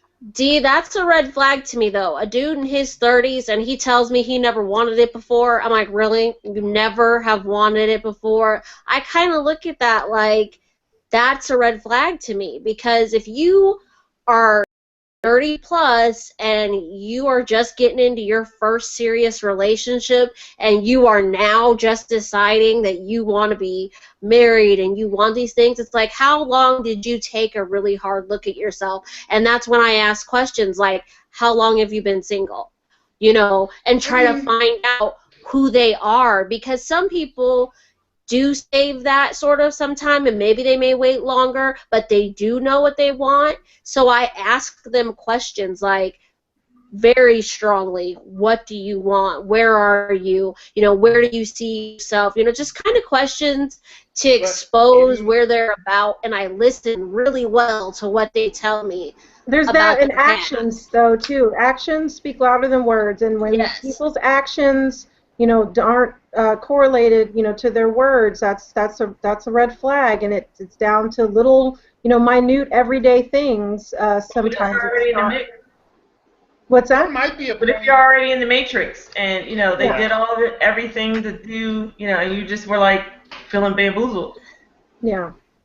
It sucks, because that happens where you feel like, damn, you led me down a fool's path, thinking here you are ready for all of this, and now I'm seeing you at face value, and here's what you're showing me. I'm seeing who you are, and who you are is you are not ready.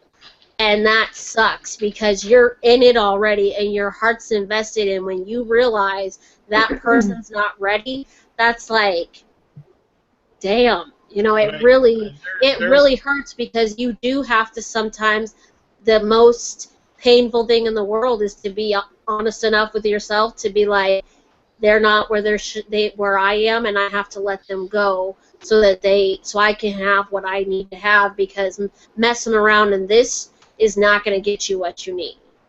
What were you going to say, Danny? Well, one of the things I was going to say is I think mid-30s is where guys figure it out, so I don't think there's anything unusual about a guy saying in his mid-30s, like, I've never wanted it before, but now I want it, because that mid-30s is around where we discover who we are and we discover all the principles of our life, like I talked about before. So I don't think that's unusual, but then also along that, there has to be consistent conversation of where this is headed, where this is going, and there has to be honesty. And if there's one person that is less into that, then that has to be addressed and that has to be talked about. And I mean, even the sense of, I think the problem is as men, we're not told to communicate, that communicating is weak, we just go and do. And so we don't normally communicate. Women have relationships with other women where it's all about communication and talking through things and having all that. And a lot of times men don't have that same output.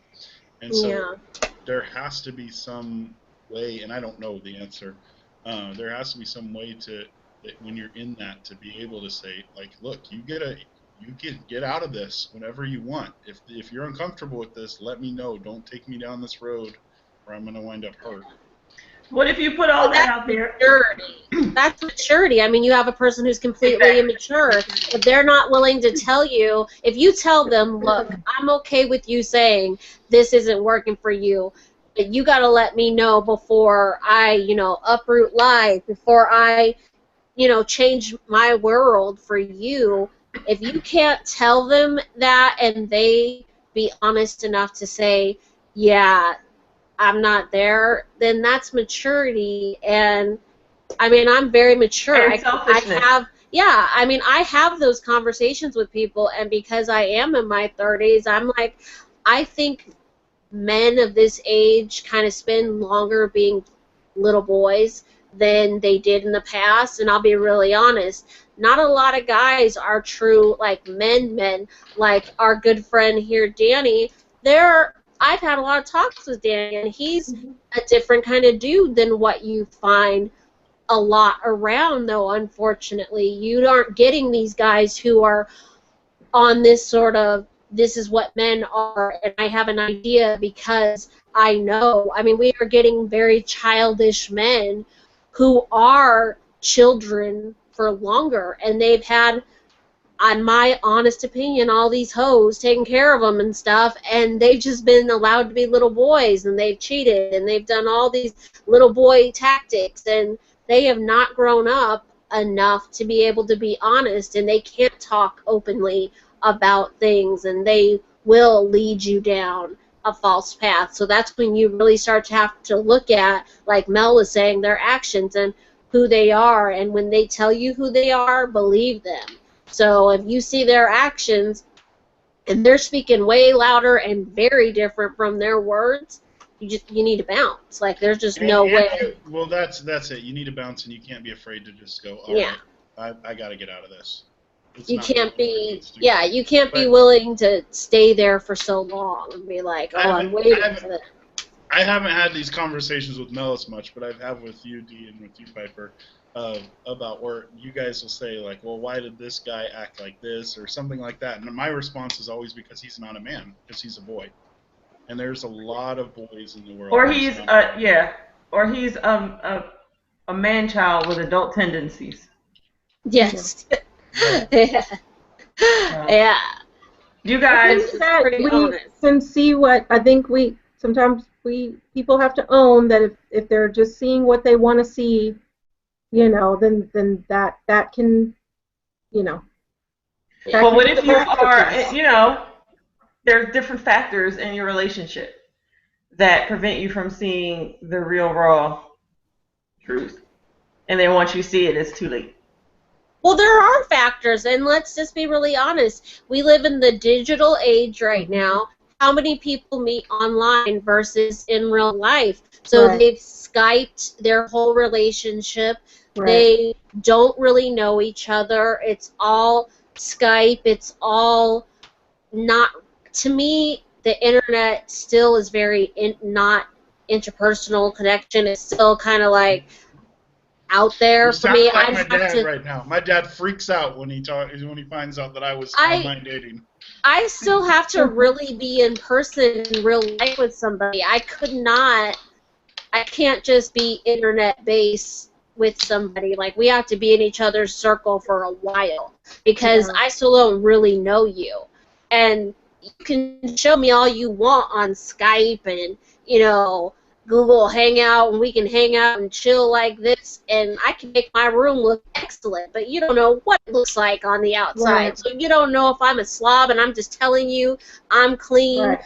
but so you're telling me, oh, you're a neat freak? Oh, me too. And you only see half my room, so you don't know what's going on, I think that's just, unfortunately, that sucks because there is a fine line, and in this digital age we're in, people do meet and fall in love, and it does work out great sometimes, and they wouldn't have met if they weren't, able to have this internet sort of connection, but there are often times where you unfortunately get this person who is able to put up a really good front for a very short amount of time, but not be able to uphold it once you're in each other's actual world.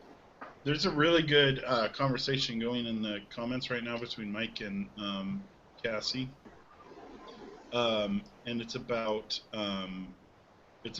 guys being brokenhearted and guys hurting, and I'll just read it really quick. They hurt forever.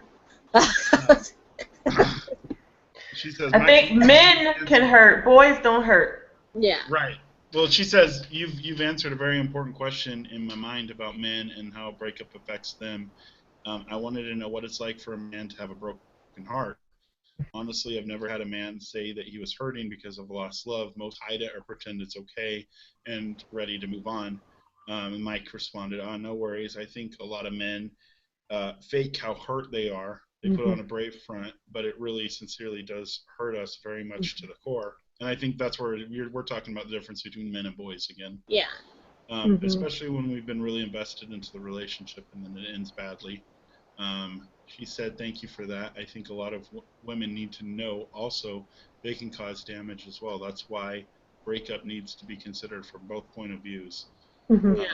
There seems to be an expectation of men that we're going to be fine straight out of the gate, that you just bounce back immediately and you'll just have to be okay, and right as rain. But my experience, I've never wanted to get with someone just to get over being with someone else. So I like agree. I agree with that. I agree with what the conversation that's happening. But I think also sometimes, like my last breakup with a girl that I was dating for a while was easy for me. It wasn't hard for me because I was already at a process of where I was ready to move forward, and we were both at a point where we were ready to move forward. And you were long distance. And it was long distance. And we drilled it into you, and we helped you see it a lot. But it was really easy to end that. That hoe wasn't loyal. She wasn't. She wasn't in there. She wasn't in there. It was really easy. It was really easy to leave. It was really easy to leave that because we had a process, and I think the long distance too. When you come together for a short, that absolutely plays a factor. And then you have to say goodbye, and then you come together again, and then you have to say goodbye. You're like breaking up every time they leave, even though you're still together with them. But you both have your own individual lives that you're both operating, and you come together, and then you break up again, and you come together. So it's easier with long distance to end it sometimes. But I think sometimes also when you just know it's not going to work out and you're ready for it to be done, it's okay. It's an easier cut than it is when you're really fighting for something and you're fighting to stay with someone. And I think sometimes we do ourselves harm because the other person says it's over and we still want to be with them. Or we still want to be in that, and we're not ready to let it go. And we're trying in our head to make it still work or trying to figure out what we could have done. So yeah, I agree. Preach. So Shit happens. And Annie and Dave says, I think it's easier for the dumper than the dumpee to move on, because the dumper, you've already made the decision to move. Yeah, and it is. A process on what happens. Because you are. I mean, I think that's what I kind of touched on a little bit earlier, is that if you're the person ready to go, it is a lot easier to be like, see ya, peace out, deuces. But if you're still in love and you get your walking papers, it's like, damn, I hope you burn in hell, like, because right. you're upset. You're trying to stay in there. I don't think you're in love with someone. I don't think you're in love with someone and all of a sudden blindsided by it's over. Yeah. Well, yeah, and that's not why true. I have told friends sometimes when, I mean, and this is what I call like a good friend. People have asked me, you know, what kind of friend are you? And I say, I'm a very honest friend, and I want very honest friends with me. Because sometimes if I can't see something, I would like a friend to be like, hey, I know this is where you are, and if I'm totally out of bounds, cool, tell me to go to hell, and I'll go. But let me tell you what I see. And sometimes it takes an outside perspective to kind of show you, like, oh, right, like, damn, I didn't realize it. And then you do start seeing it, and that comes from a place of love and not a place of hate, and you're not just being a hater. You do love that person, and you want to see the best for them, and you can kind of tell the best is not happening.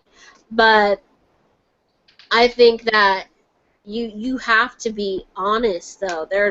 You just have to be real. There's just a whole lot of honesty, and when you're the person, if you're truly in love, you can tell when it's over because the other person is acting different. You can tell when the love is sort of dying, and it's just kind of like you've lost what to say to them. There's nothing to say anymore. You kind of walk past each other, and you're doing you, and they're doing them, and you just have your two people just kind of occupying the same space and not really together. And you start to feel that and know it's over. You know, unfortunately, that's when you kind of have to have that big boy, big girl talk and be like, yeah, you know, it's over. And if you're two adults, you can amicably talk about it and be like, yeah, this is over. It instead of being cheating or doing something stupid to end the relationship.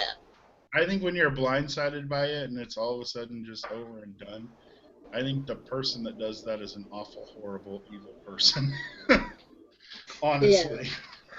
When somebody's so in love and they're just done and they just completely cut it out. And they're just bad that's people. Because, right, that for me, it just means that you were never in love with. You were in love with the idea of being in love. Yeah. And for y'all who don't know, that's my story, and I'm sticking to it. With Steve, we broke up. You know, that's part of our, you know, quartet here of life happening in the past year. And it was all good. To sum it up, it was all good until I actually moved down there. And then it just fell apart. Maturity level, I was east, he was west. Emotional maturity. Yes. I was east, he was west. You know, we got the kids involved, and it was very unfortunate. It was devastating, actually. But shit happens. You live and you learn. And to uproot your family, so that's why Danny says, you know, a horrible person, because I was blindsided by that. No, but I think that that's a horrible person, even if it wasn't your story and somebody else's. I think that that's horrific because that's somebody leading you on for a really long time. And let's be honest, that's, in my opinion, that's what Steve did. And I'm just going to put it out there. I don't like him anymore. We ain't friends. We ain't cool. He led you, my loyalties with D, and he led her down a fool's path and then wasn't real about it. And when you're a real man, you are about your business, and you know how to keep your woman and get your woman back and be, I mean, real. Sometimes things end prematurely and sometimes people walk away, but if you're a real man, real woman, you like, hey, this isn't working for me. I thought I could grow without you, but I miss you like crazy, so we're going to have to make this work, you know. But honestly, he was an asshole. He totally and completely led it down a road that he was not ready for it to be down. Yeah. So and he said he had doubts before, but he just never said anything. I'm like, really? But that's basically how it is. And so it did affect my little one. It affected his son. You know, we had 3 good years together, so it is what it is. Yeah. Onward and upward. So what do you do to move on after you heal? You heal. You have to heal. You go to Christian mingle? No. Here, can I give you? No. Can I give you the plenty of fish? That's where you go. The best advice I've ever heard. Don't stalk that person. Well, lucky for me, I already know I'm going to stalk Don't look at their Facebook page. What? Don't look at their Facebook. But he's not on social media, so. Don't talk to their friends.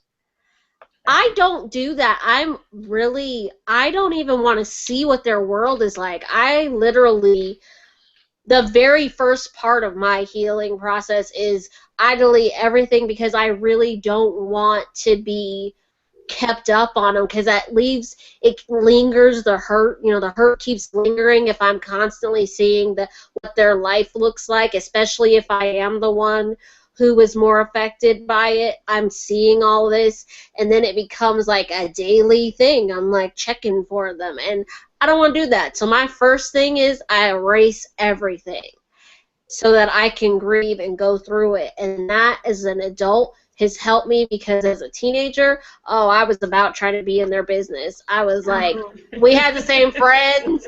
I'll be honest, we had the same friends, and I'd be like, so how's he doing? Like, what's he doing? Like, is he with somebody else? Like, do I gotta go over and beat a bitch up? I mean, what is it? And that makes it the most awkward conversation when you're the friend. Like, yeah. Hey, are they with someone now? And you're like, do we really want to talk about this? Like, we were having a good time, and now you want to be sad on purpose? You're a party pooper. Exactly. But that was in my teens, and then as an adult, I'll say like around 22, 23, I kind of fell out of that. I guess I fell out of dramatic ways, too. And that's where I was like, drama.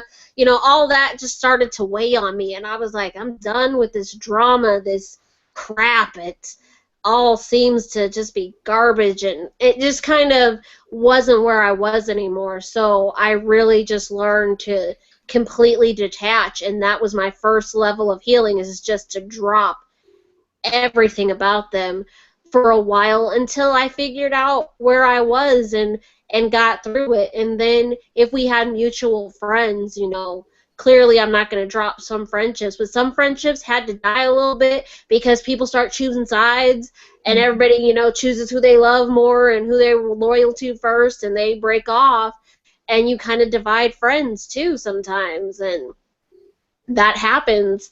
And I think younger relationships, I think older, you can be a little bit more, you know, objective and able to still be friends, but sometimes you do break off. That's considering that those friends are, or mutual friends or what have you, are emotionally mature and not a part of the problem. Exactly. You know, that led to the demise of your relationship, as what Product Junkie, who's one of our favorite YouTubers, who unfortunately is now separated from her husband Jim, and she said that in a video. It sounds like fortunately. She talked What's that? Well, I was just saying it sounds like fortunately rather than unfortunately in her case with everything. Yeah. Well, what do you think about her situation? I mean, I'll say that, you know, there were some things that. So watching her channel, you know, as it evolved, I know, Dee, you said you were one of her earlier, you know, subscribers, and, you know, Connect, she kind of really blew up because she has just this really, you know, awesome personality, really genuine, you know, really sincere, really entertaining. You know, she's very infectious. Yes, you know, very much. She was very connected, very real, very honest, but I always felt, you know, a distance. She had a little white chocolatey, you know, man, Jim, right? Was that his name? Yeah. White chocolatey dude, and there was always. So done with white chocolates. Yeah, I'm sorry. Boo to the white chocolate. Boo. Yeah. So we're just bitter. It's okay. All the white chocolate brothers watching right now, if you're a good real man. Yeah. I've never dated a white chocolate. 10 points for the fellas. You ain't missing nothing. So I don't know. All my dudes been nerdy white dudes. No, my point is just, I've always could sense the disconnect there, and probably because it hit home to me, what the energy that I picked up on from him, and so and as she's come out with these videos that have explained what really was going on, and then, oh gosh, in particular her video where she took some time. She took a little short break, and it looked like she was contemplating whether she should continue doing YouTube, but she built, like she calls it, her family. She built all her her community there, and she's maintained her she's been genuine. For a moment, I was questioning, like, should you really be doing YouTube and putting the kids on the camera and doing all this stuff after all this is going on? But I felt like when she explained the story and why she got on YouTube and how it was, healing for her, and I do believe that she does touch others with her story, and she's rooted in her faith, and I believe that her recovery process is making an impact to others that are experiencing the same things. And she recently, go ahead. No, I was just gonna piggyback on what you were saying, because I think it's really she's been very real and open, and I think a lot of people need to see that realness and the open part of it, because sometimes when you're breaking up, you feel like you're the only one in the world experiencing that hurt like that, or that you're the only, you're kind of an island all to yourself in your stuff. And so to hear her be very real, very open, you can really connect with what she's going through. And then some of the stuff that I sort of sensed too, because I was like you, I sensed it a while. I kind of sensed it, so it made sense now when she said it, because I was like, oh dang, I felt that and knew something was not right, and so my sixth sense was really on base. And what's funny is that when we first introduced her, it was in our third installment of our favorite swirlers, which was July or August of 2014. And if you go to that episode and you go to like around the 45-minute mark, is where we start talking about her. And I said she came on and then she took a break and then she's back and her babies are like 6 or 7 months old.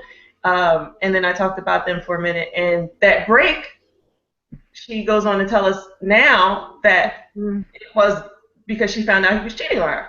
Hey.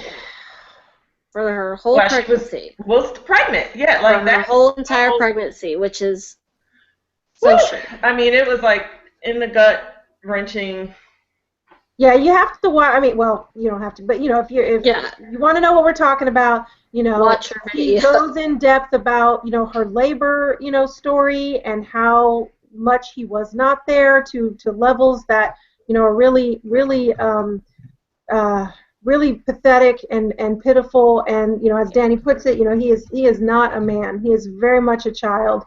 And to put the mother of your children, your wife, through the things that she describes, is horrible. It's horrible. Yeah, and I totally, when I was watching her, I'll be honest, like I was right there with her because I had a similar situation, and I felt very much her position and what happened, and how when you're pregnant you already have so many emotions going through you, and then you find out that the person, your other half has been cheating, and not only cheating, they're like, yeah, it's done, bye, whoop, done.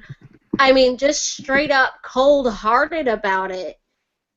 I was right there with her. We were kindred spirits. I was like, oh, I'm crying. I'm like, oh, I feel your pain. I'm right there. I remember having to do that all by myself. Because there were a lot of secrets to be with your family. Exactly. Yeah. There were a lot of manipulations, a lot of lies, a lot of secrets, and ways in which you're kept. And I God, I felt so sad for her when she was just open and vulnerable about the fact that, here she is. She's got kids with this man. She's got a whole life, and she's rooted in another town, and everything is connected to this man. And, so just up and leaving, when you're pregnant and then having had the children, that's not as easy as, someone from the outside could make it seem, that there are lives, there's a future, you have to take all those things into consideration. And then unfortunately that's what feeds the power of the manipulation and of the control and the abuse. Yeah. And I think, though, I agree, like you said with Danny, that's not a man at all, because that was very childish behavior in a situation where she needed a man and she had a little boy. And it sucked. I was devastated when I listened to it, just because it was so real for me and where I had been, and I didn't have the ability to pick up and move the way she did, so I had to stay in it for a while. So her grandma, Miss Gigi, is amazing. She's really blessed to have, her mother in her corner like that, and have that support and have a safe haven. I can't, I'm sure that was really hard for Gigi to watch her daughter, and I'm sure she had to keep a lot of things private and a lot of things secret, from her family and her friends. Again, it's isolating. You start to lose friends or let go of friends because you become ashamed of the choices that you've made and the ways in which you've connected yourself with an individual that could do ... to you, to your kids. And you feel stupid, You feel stupid, to be really honest. When she's talking about that stuff, I related, because I felt like the dumbest person in the world, and I didn't want to say anything to anyone at all. I felt totally and completely stupid and didn't want to say I didn't want to tell not a soul that it had happened, because I was crushed and felt just like the most ignorant, blind woman on the face of the universe. Right. No, totally. Yeah, I appreciate what she's doing as far as chronicling the journey. It's not easy, and it is very healing. So yeah, her subs and her views, everything is, just shot up the roof, and I don't feel in any way, I don't get the sense that it's for inauthentic reasons. I do feel like it has a purpose, and as if she's a vessel, she's being used, and her story is being used to heal and to help other people, and I appreciate that. I do. I think, she's been very real, very real. Very real, very open, very transparent, and not at all fake. Wouldn't it be just amazing to have her on the show? She is such a light. She is such a light, and hilarious as heck, and she just has a beautiful voice, and and you could tell those children are very well loved, by her, and it's just really sad, the loss of a partner that you believed in, and that you had hopes and you had dreams for and with. Preach. And you invested so much time with. When you go back in her videos and you hear how long they were together, she invested most of her life with this person, and he was just completely not, a total ass, in my opinion. I feel her pain, and I'm like, oh, he's evil. That's my individual thought. I'm like, oh, he's evil. He needs to find himself, and somebody needs to hurt him the way he hurt her. Yeah. That's where I am. I was devastated.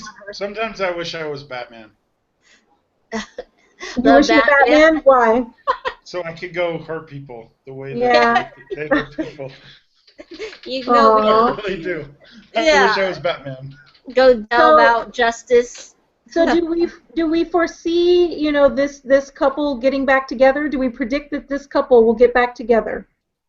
This is a very long road. Look at that. I don't think this came up. My name. Thing is, Google is crazy, guys. I swear. I didn't do anything. It just came up. What? Oh yeah, her. Oh, I see. I see. It's my lower third. Yeah. It just came up. It's this thing is. I think it's awesome. Should we join? I don't think I can do that on mine. I didn't do anything. I just like my computer. It doesn't warn me that the battery is dying. So Steve bought me this laptop, so maybe that's why it didn't warn me. It just happened. It's an asshole. Let's get rid of it. I thought I wanted this, but I don't. So that's what my battery is doing too. It's the curse of Steve. It's an asshole too. Get rid of it. Yeah. What was I going to say? Oh, do we foresee them getting back to? He's got a long way to go. He has some growing up to do, and I don't think a whole lot of growing up to do. And the military, he may be mature in certain ways, because of the military, but in other ways he's not. And so she deserves so much better. And even if it's 2 or 3 years down the line, like he's got a long way to go. In my opinion, he's got a long way to go because he did this twice. And it's not just once. So once you twice burn somebody the same exact way, shame I think twice. I do not foresee them getting back together, and I think that maybe that's why she is having such a public healing, because maybe she's in a place where she's realizing that this is not a relationship that's going to be able to rekindle, because he has learning to do and a lot of growing up to do, and it's not going to be 2 weeks, 3 weeks, 6 months. I mean, you keep doing the same stuff to people, and she's now very gun shy. I would not just be a little gun shy. I'd be like, no, he says I love you. I'd be like, nope, shut up. That just doesn't even mean anything to me. You don't know what love is. You need to go learn it. Then maybe we can have a talk about love when you've learned what love actually is. Yeah, and there's strength in numbers, and that's what, I think has been great for her is, building her community and the solidarity and the support, the encouragement. I feel like she's referenced in a couple of her videos that, she had been in touch with him, they'd had some conversations, and that he, tried to get her back or woo her back, and, this and that, and it's going to change. So it's really important that you have a support system and you have some accountability partners and some people that are there to tell you, don't forget that X, Y, Z happened, and look what they did to you, then, and let's think about this. Let's take a moment, because again, it just can be so hard when you have kids. And he's manipulative. He really is manipulative. That commitment, and I think she's one. She sounds very much one of commitment. She made a commitment to this man, and she was not going to, back out. She had to, and it was clear that it was because she had to leave, and her own dignity and self-respect were, certainly being compromised. Yeah. She had a video where she went back to the house. Yes. To retrieve some items. Yeah. And that I think I cried for 15 minutes. Yeah. On that video. I was almost like I was on the brink there. I was like, I texted Mel. I was like, oh my gosh. If she starts talking, because I feel the way that it was done, it kept me at bay. She just kind of toured through, and then I really appreciated what she had to say on the driveway, and just her reflecting moment, again, just displaying her strength, and again, her faith is what keeps her rooted and rising above all of this, and I respect that. But yeah, I mean, I had that experience, and I had the experience where I had to leave the situation, and I left everything behind.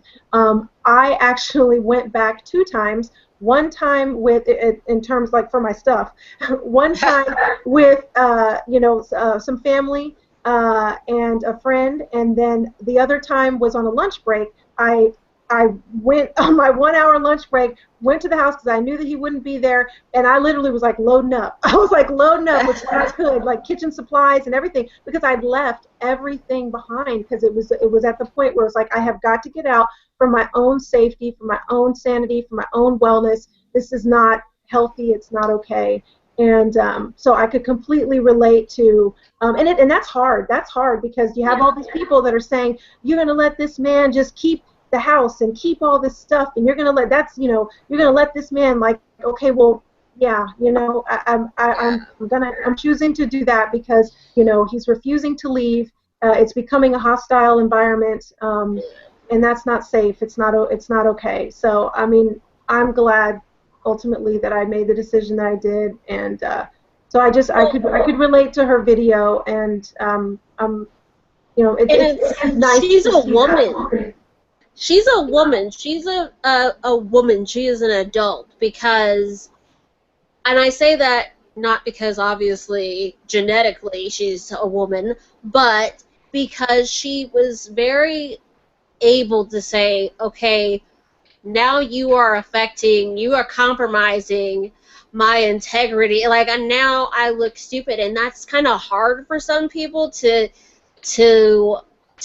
notice, and so they'll stay in that and they'll keep in that place because of the fact that they don't really, I mean, you'll clearly be knowing that somebody's cheating on you or has cheated on you or they have now made you look stupid, and it's really not good for you, but you stay. And I have had friends, I have a friend who very much does that and has been cheated on repeatedly, and she's just in the game, and I'm like, you kind of look real stupid because you just keep getting cheated on. It's a hard look. Apologized. There was a brief moment where she was like, I guess people didn't understand her. She felt that she needed to apologize, and I, for a brief moment, I was like, girl, what the hell are you apologizing for? Because you wanted to save your marriage, because you wanted to be there, better or worse. Like, there are no apologies for that. Those words meant something to her, exactly. And that's not an apology. Yeah, and she fought for that, and it was, Steve and I weren't married, but I feel where she was coming from, and thankfully there were no kids that we share involved, but it was just as devastating because he chose to be the stepfather, so to speak, for Shayla for 3 years, and then just poof, that was done. And the very last day, the day that we moved out, it was just so weird.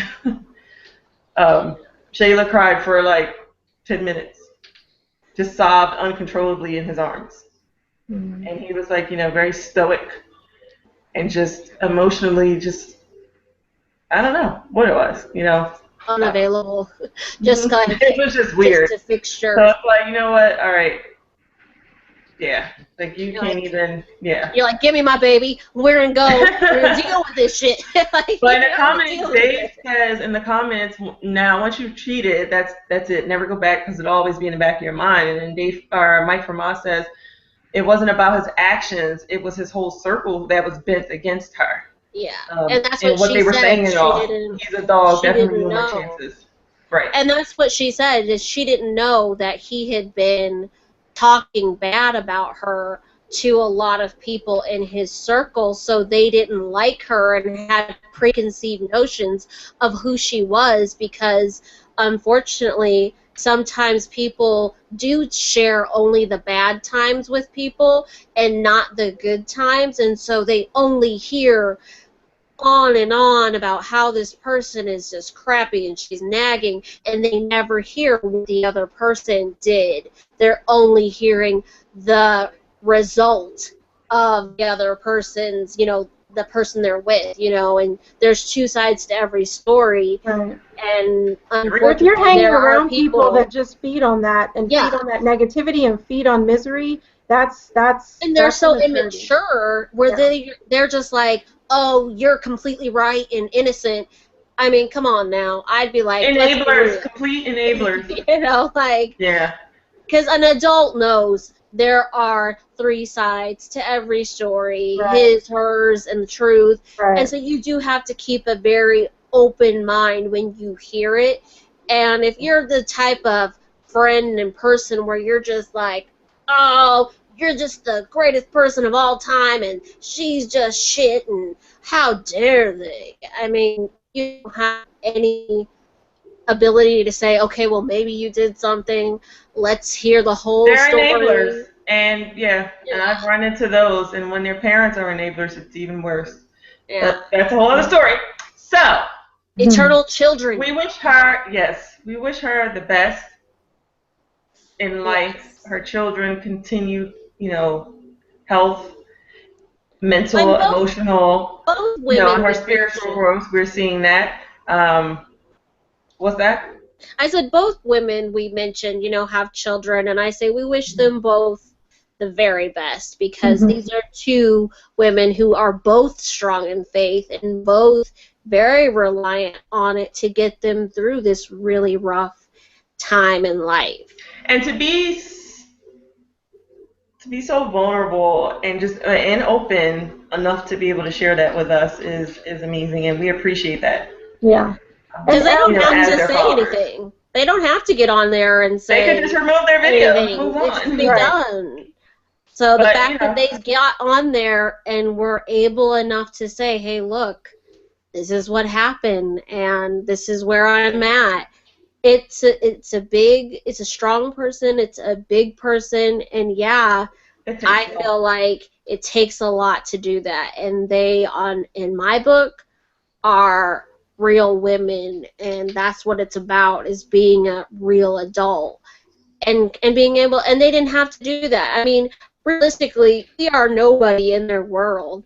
They didn't have to do that, but the fact that they did, and the fact that they even wanted to, I think it says a lot, and it says a lot about where they are too, and maybe this is a healing process for them, and that's okay too. Mm-hmm. So what about those who break up to make up? Ugh. Sorry. I didn't mean to give my opinion. I meant, woohoo. That's great. Who are you talking about? Those couples who make their separation, divorce very public, and then they make their rekindlement, is that word, of their marriage or relationship very public. Very public. And take you through that journey. If you care reunion. I know. If you care to be a part of that. Yeah. It's something. It's beautiful. And it's beautiful. If you guys are, if a couple is able to find that love again, or new love within the old love, God bless you, Yeah. But I will say that, the particular example that I'm thinking of via YouTube, I don't know. I just get such a, it's like just, I guess, attention whore feeling. I get an immature vibe. I can't stand people that just are doing stuff to get, like just doing. Is that what you think it is? You don't think it's genuine? It didn't feel genuine when they said they were divorcing. Oh my gosh, with all the laughter and all that. I mean, I get it. People are nervous and they respond in different ways, different, characteristics. But oh Lord, that was so uncomfortable and weird. Yeah, well, because we talked about that. Yes, we did. Yes, and now we're talking about their rekindled marriage, and they're having a baby. For you guys who don't know, I think like the Baileys. And they were just as kind of about the getting back together and the breaking up. And I think it does seem, and I obviously don't know their personal life, so I'll be really honest and say I don't know them personally. So maybe I don't have a full view of it, but the view I get is very immature and disingenuous. And full kind of.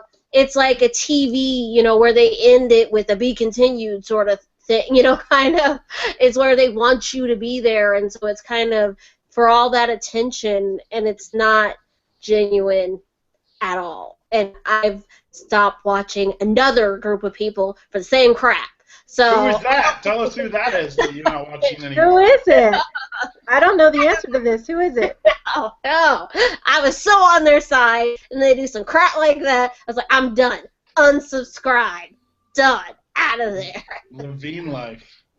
Yes. Oh. Yes, it was the Levine life, and I know other people probably watch them and have their individual view on it, and I won't take from anybody else's view, but my personal view was very upset because you don't put it out there like it's something serious, and then at the end it's so dramatic. It's like a TV show. You drop the camera, it fades to black, and that's how that one ended. And then the next one's like, doo, doo, doo, doo, happy together, and just like, I'm like, what the hell? Like, you have people in there, you know, you got people in the comments, like, making real comments, and this is, like, real stuff to them. But they paid the penalty for that because they got Because dropped. they lost, like, 20,000 viewers, like, I watched it happen. They lost so many of them because people were like, that was, like, really, that's what it was about? Like, you just kind of wanted to lure us. This was all for views. And some people had said that in the comments, and I'm not really a reader of other people's comments, I'll be honest. I'll read, like, maybe the first few that I see, but I don't get through it. But I read all their comments, and there was, like, 1,000. I went through every single one, like, to the very end, because I was like, dang, this is kind of private to be just putting up and dropping the camera and crying. I mean, this is like a TV show. And people were saying, I think this is for views, and if they come back tomorrow with another vlog and they're fine, I'm done. And literally, that's exactly what happened, and almost instantaneously, 20,000 viewers dropped off. And that was crazy, and I was like, dang. And then they came back going, oh, LaToya does it. And yeah, and now they're in a real open beef with LaToya, and I didn't know and just found out they're real open beef with LaToya and the Davisons or somebody else. They've all got this beef going, this real YouTube war. all for views. And I'm just like, Dang. It's all Kardashian attention seeking. But I think that's the difference between, like, the real people, right, and then you got this other element. So you don't think that Star sensed that they were real? Because remember, he kept a blog, or he writes a blog, and she continued to vlog throughout their separation. I think that so maybe real. It was a for better or for worse type thing. I think that they're real, and that this is what they're into. This is just what they're about, and they both thrive on. They're both like entertainer, types, whether it's through writing or whether it's through, media. I mean, didn't she tried out for like X Factor or something? Like, yeah, singing. She's doing all these, things. Yeah. And that's fine. I feel like it's hard for me, I guess, to relate, when you're having these moments and you're talking about your kids and the challenges, of co-parenting or of step-parenting, and then you're talking about pregnancy, and then you're talking about relationship. You're talking about all these things. And then you bounce out. Yeah, and then easily.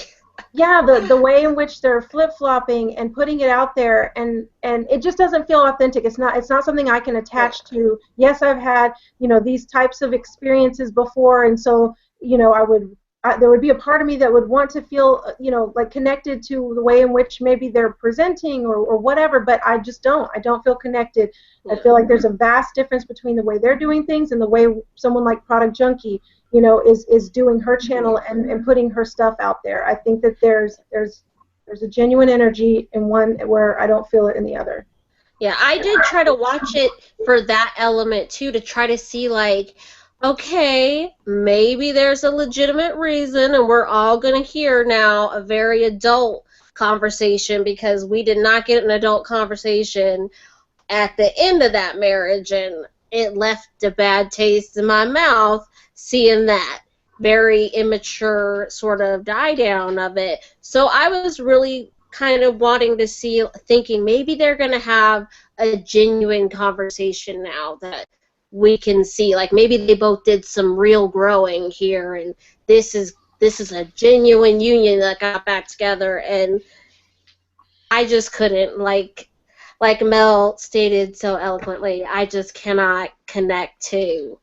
I watched it, I watched them all, and could not connect to that. It almost feels that mind. offensive.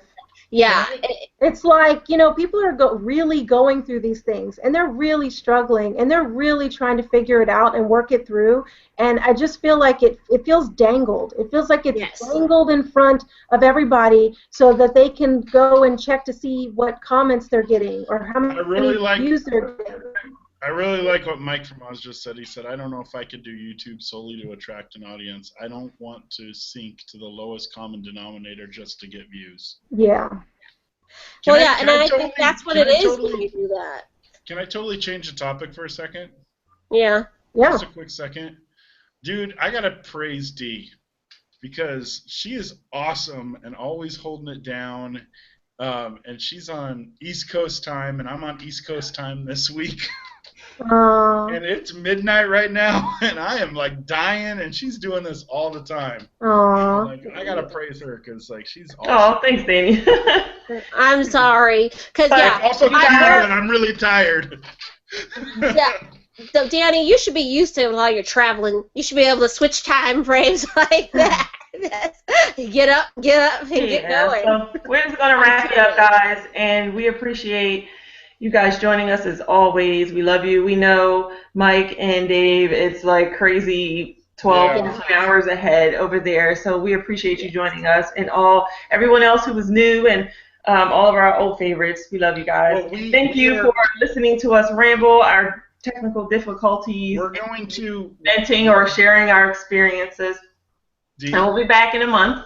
What's that? That's what I was going to say. We wanted to share that we're not going to do, because life for us has gotten hectic and life has gotten in the way, and we do want to bring quality content and quality to the show, and we all, have separate lives, and we are all kind of in different places too. So we're going to do shows every month instead of bi-weekly, as we used to, or weekly as we used to in the very beginning. We're going to go once a month, and we'll definitely try to stay active, and I will try to be way better at getting into a lot more of the social media and on the outskirts and different and each one of us is going to take over a different part of the outward land, so that we're not just dying out, we're not going away for a whole literal month, and then bam, we're back, and you don't know when the show's going to happen. We'll be very talkative in social media. We just won't be here visibly until once a month. You'll see in about 2 weeks a promo for our next show. We're kind of undecided. Are we going to do the couch talk, or are we going to talk about new swirlers, or it'll be one of those. I think we should do the couch talk, and we'll have more time to get into that, an actual idea of where we're going with it. But just so everybody knows, I hope you guys liked the way we did the promo this time, showing kind of a conversation piece. The reason we did that is because sometimes we want to share It's a Swirl World with our friends and with people that might be interested, but sending them a 3-hour video, they're not going to watch it. So we're trying to cut some small clips up for everybody so that you guys can share it with people that maybe you've told about before, and they get on and they see 3 hours. Nah, I'm done. Yeah. And maybe you can help grow our audience in that way. And also being active on social media. I know it's an annoyance of these. Whenever we post a picture of a celebrity couple, that gets we get 1 trillion likes and shares, but if we post something else, we get like nothing. No, it's like almost zero engagement. Yeah. So well, and we want to engage people. Yeah. And that's also why we put the clips in there, to keep the conversation going, and kind of, because a lot of the time we do ask for communication and it's just not really there. Whatever. Cassie, hold on a second, guys. Cassie asked that we see the Ruth Ann breakup. I'm not familiar with that. I don't know who that is, but Cassie, put the link below or on our Facebook or tweet us. Where did she put it? Yeah. Or put it on Tumblr. Like, let us know, and then we'll have we'll check it out.